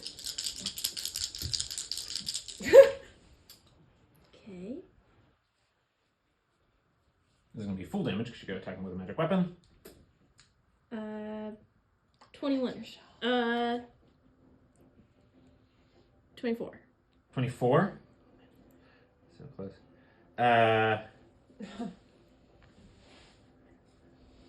Yeah, so you come in and you actually see what looks like a figure like rushing ahead of you with a mask of a boar, like swinging in, and then you like catch up to it and like the mist comes and swirls around you, cut through him along his back. That's cool. Okay. Can I do an offhand attack with my Normal attack? Yes, you normal can. scimitar? Get him! You can do it! Attack roll, go! Ooh! Hey! The 2 18s in a row. Yeah. 23. 23 definitely hits. Roll damage. Okay. Just Straight up d6. Yeah. that'll be 3 points of damage. 3 total? Yeah. Okay, halved is 1. It's not magical. Yeah. So he is still standing. That means, Alright, Tennille. get him. He's gonna make a con save. I'm gonna use Divine Spark, Channel Divinity. Okay. So yeah, not that deep. Wasn't he restrained? This guy? Yeah. Yeah, because of my fire run. Oh yeah, so you would have had advantage on the attack rolls, but you hit him every time. I did. And you did sneak attack, so it doesn't matter. too much, but Yeah. No. And con is not tested with disadvantage when he's restrained, it's just normal roll. No. He got a 14. This is my DC, but he still takes half damage with this. That's 14 half, so 7 radiant damage. Alright, 7 radiant damage. Describe your finishing blow. So kind of, because he hasn't used it for damage yet, similar to when he healed Navarax and Anwin. Neil kind of holds out his hand, and it's like silver smoke rising from his fingertips, and he looks up at the being, and looks at where its eyes would be if it has eyes, and just kind of stares at it, and then shoots the smoke at it. Alright, very cool. As it blasts through the figure, the red light that was gathered around it after it had looked at you kind of gets dispersed around, and you see like a wash of shockwave and dust kind of go through the entire carpet of bones, and you hear And then the mist kind of begins to recede and glow back towards the eyes. All of your guys' like mist echoes vanish and resurge back into the eyes of all these different cairns, and they just glow with like an ambient purple silver light. This figure still stands and remains, and you just hear, speaking directly to you, he just stands. The flying sword just falls to the ground. And you just hear, the collectivist's dreams still haunt the old land. It is not good to see a Ranchani lacking a lantern. How else will you light the lamps? Have a caution with what you carry with you. Wisdom through consciousness, consciousness through memory, memory through faith.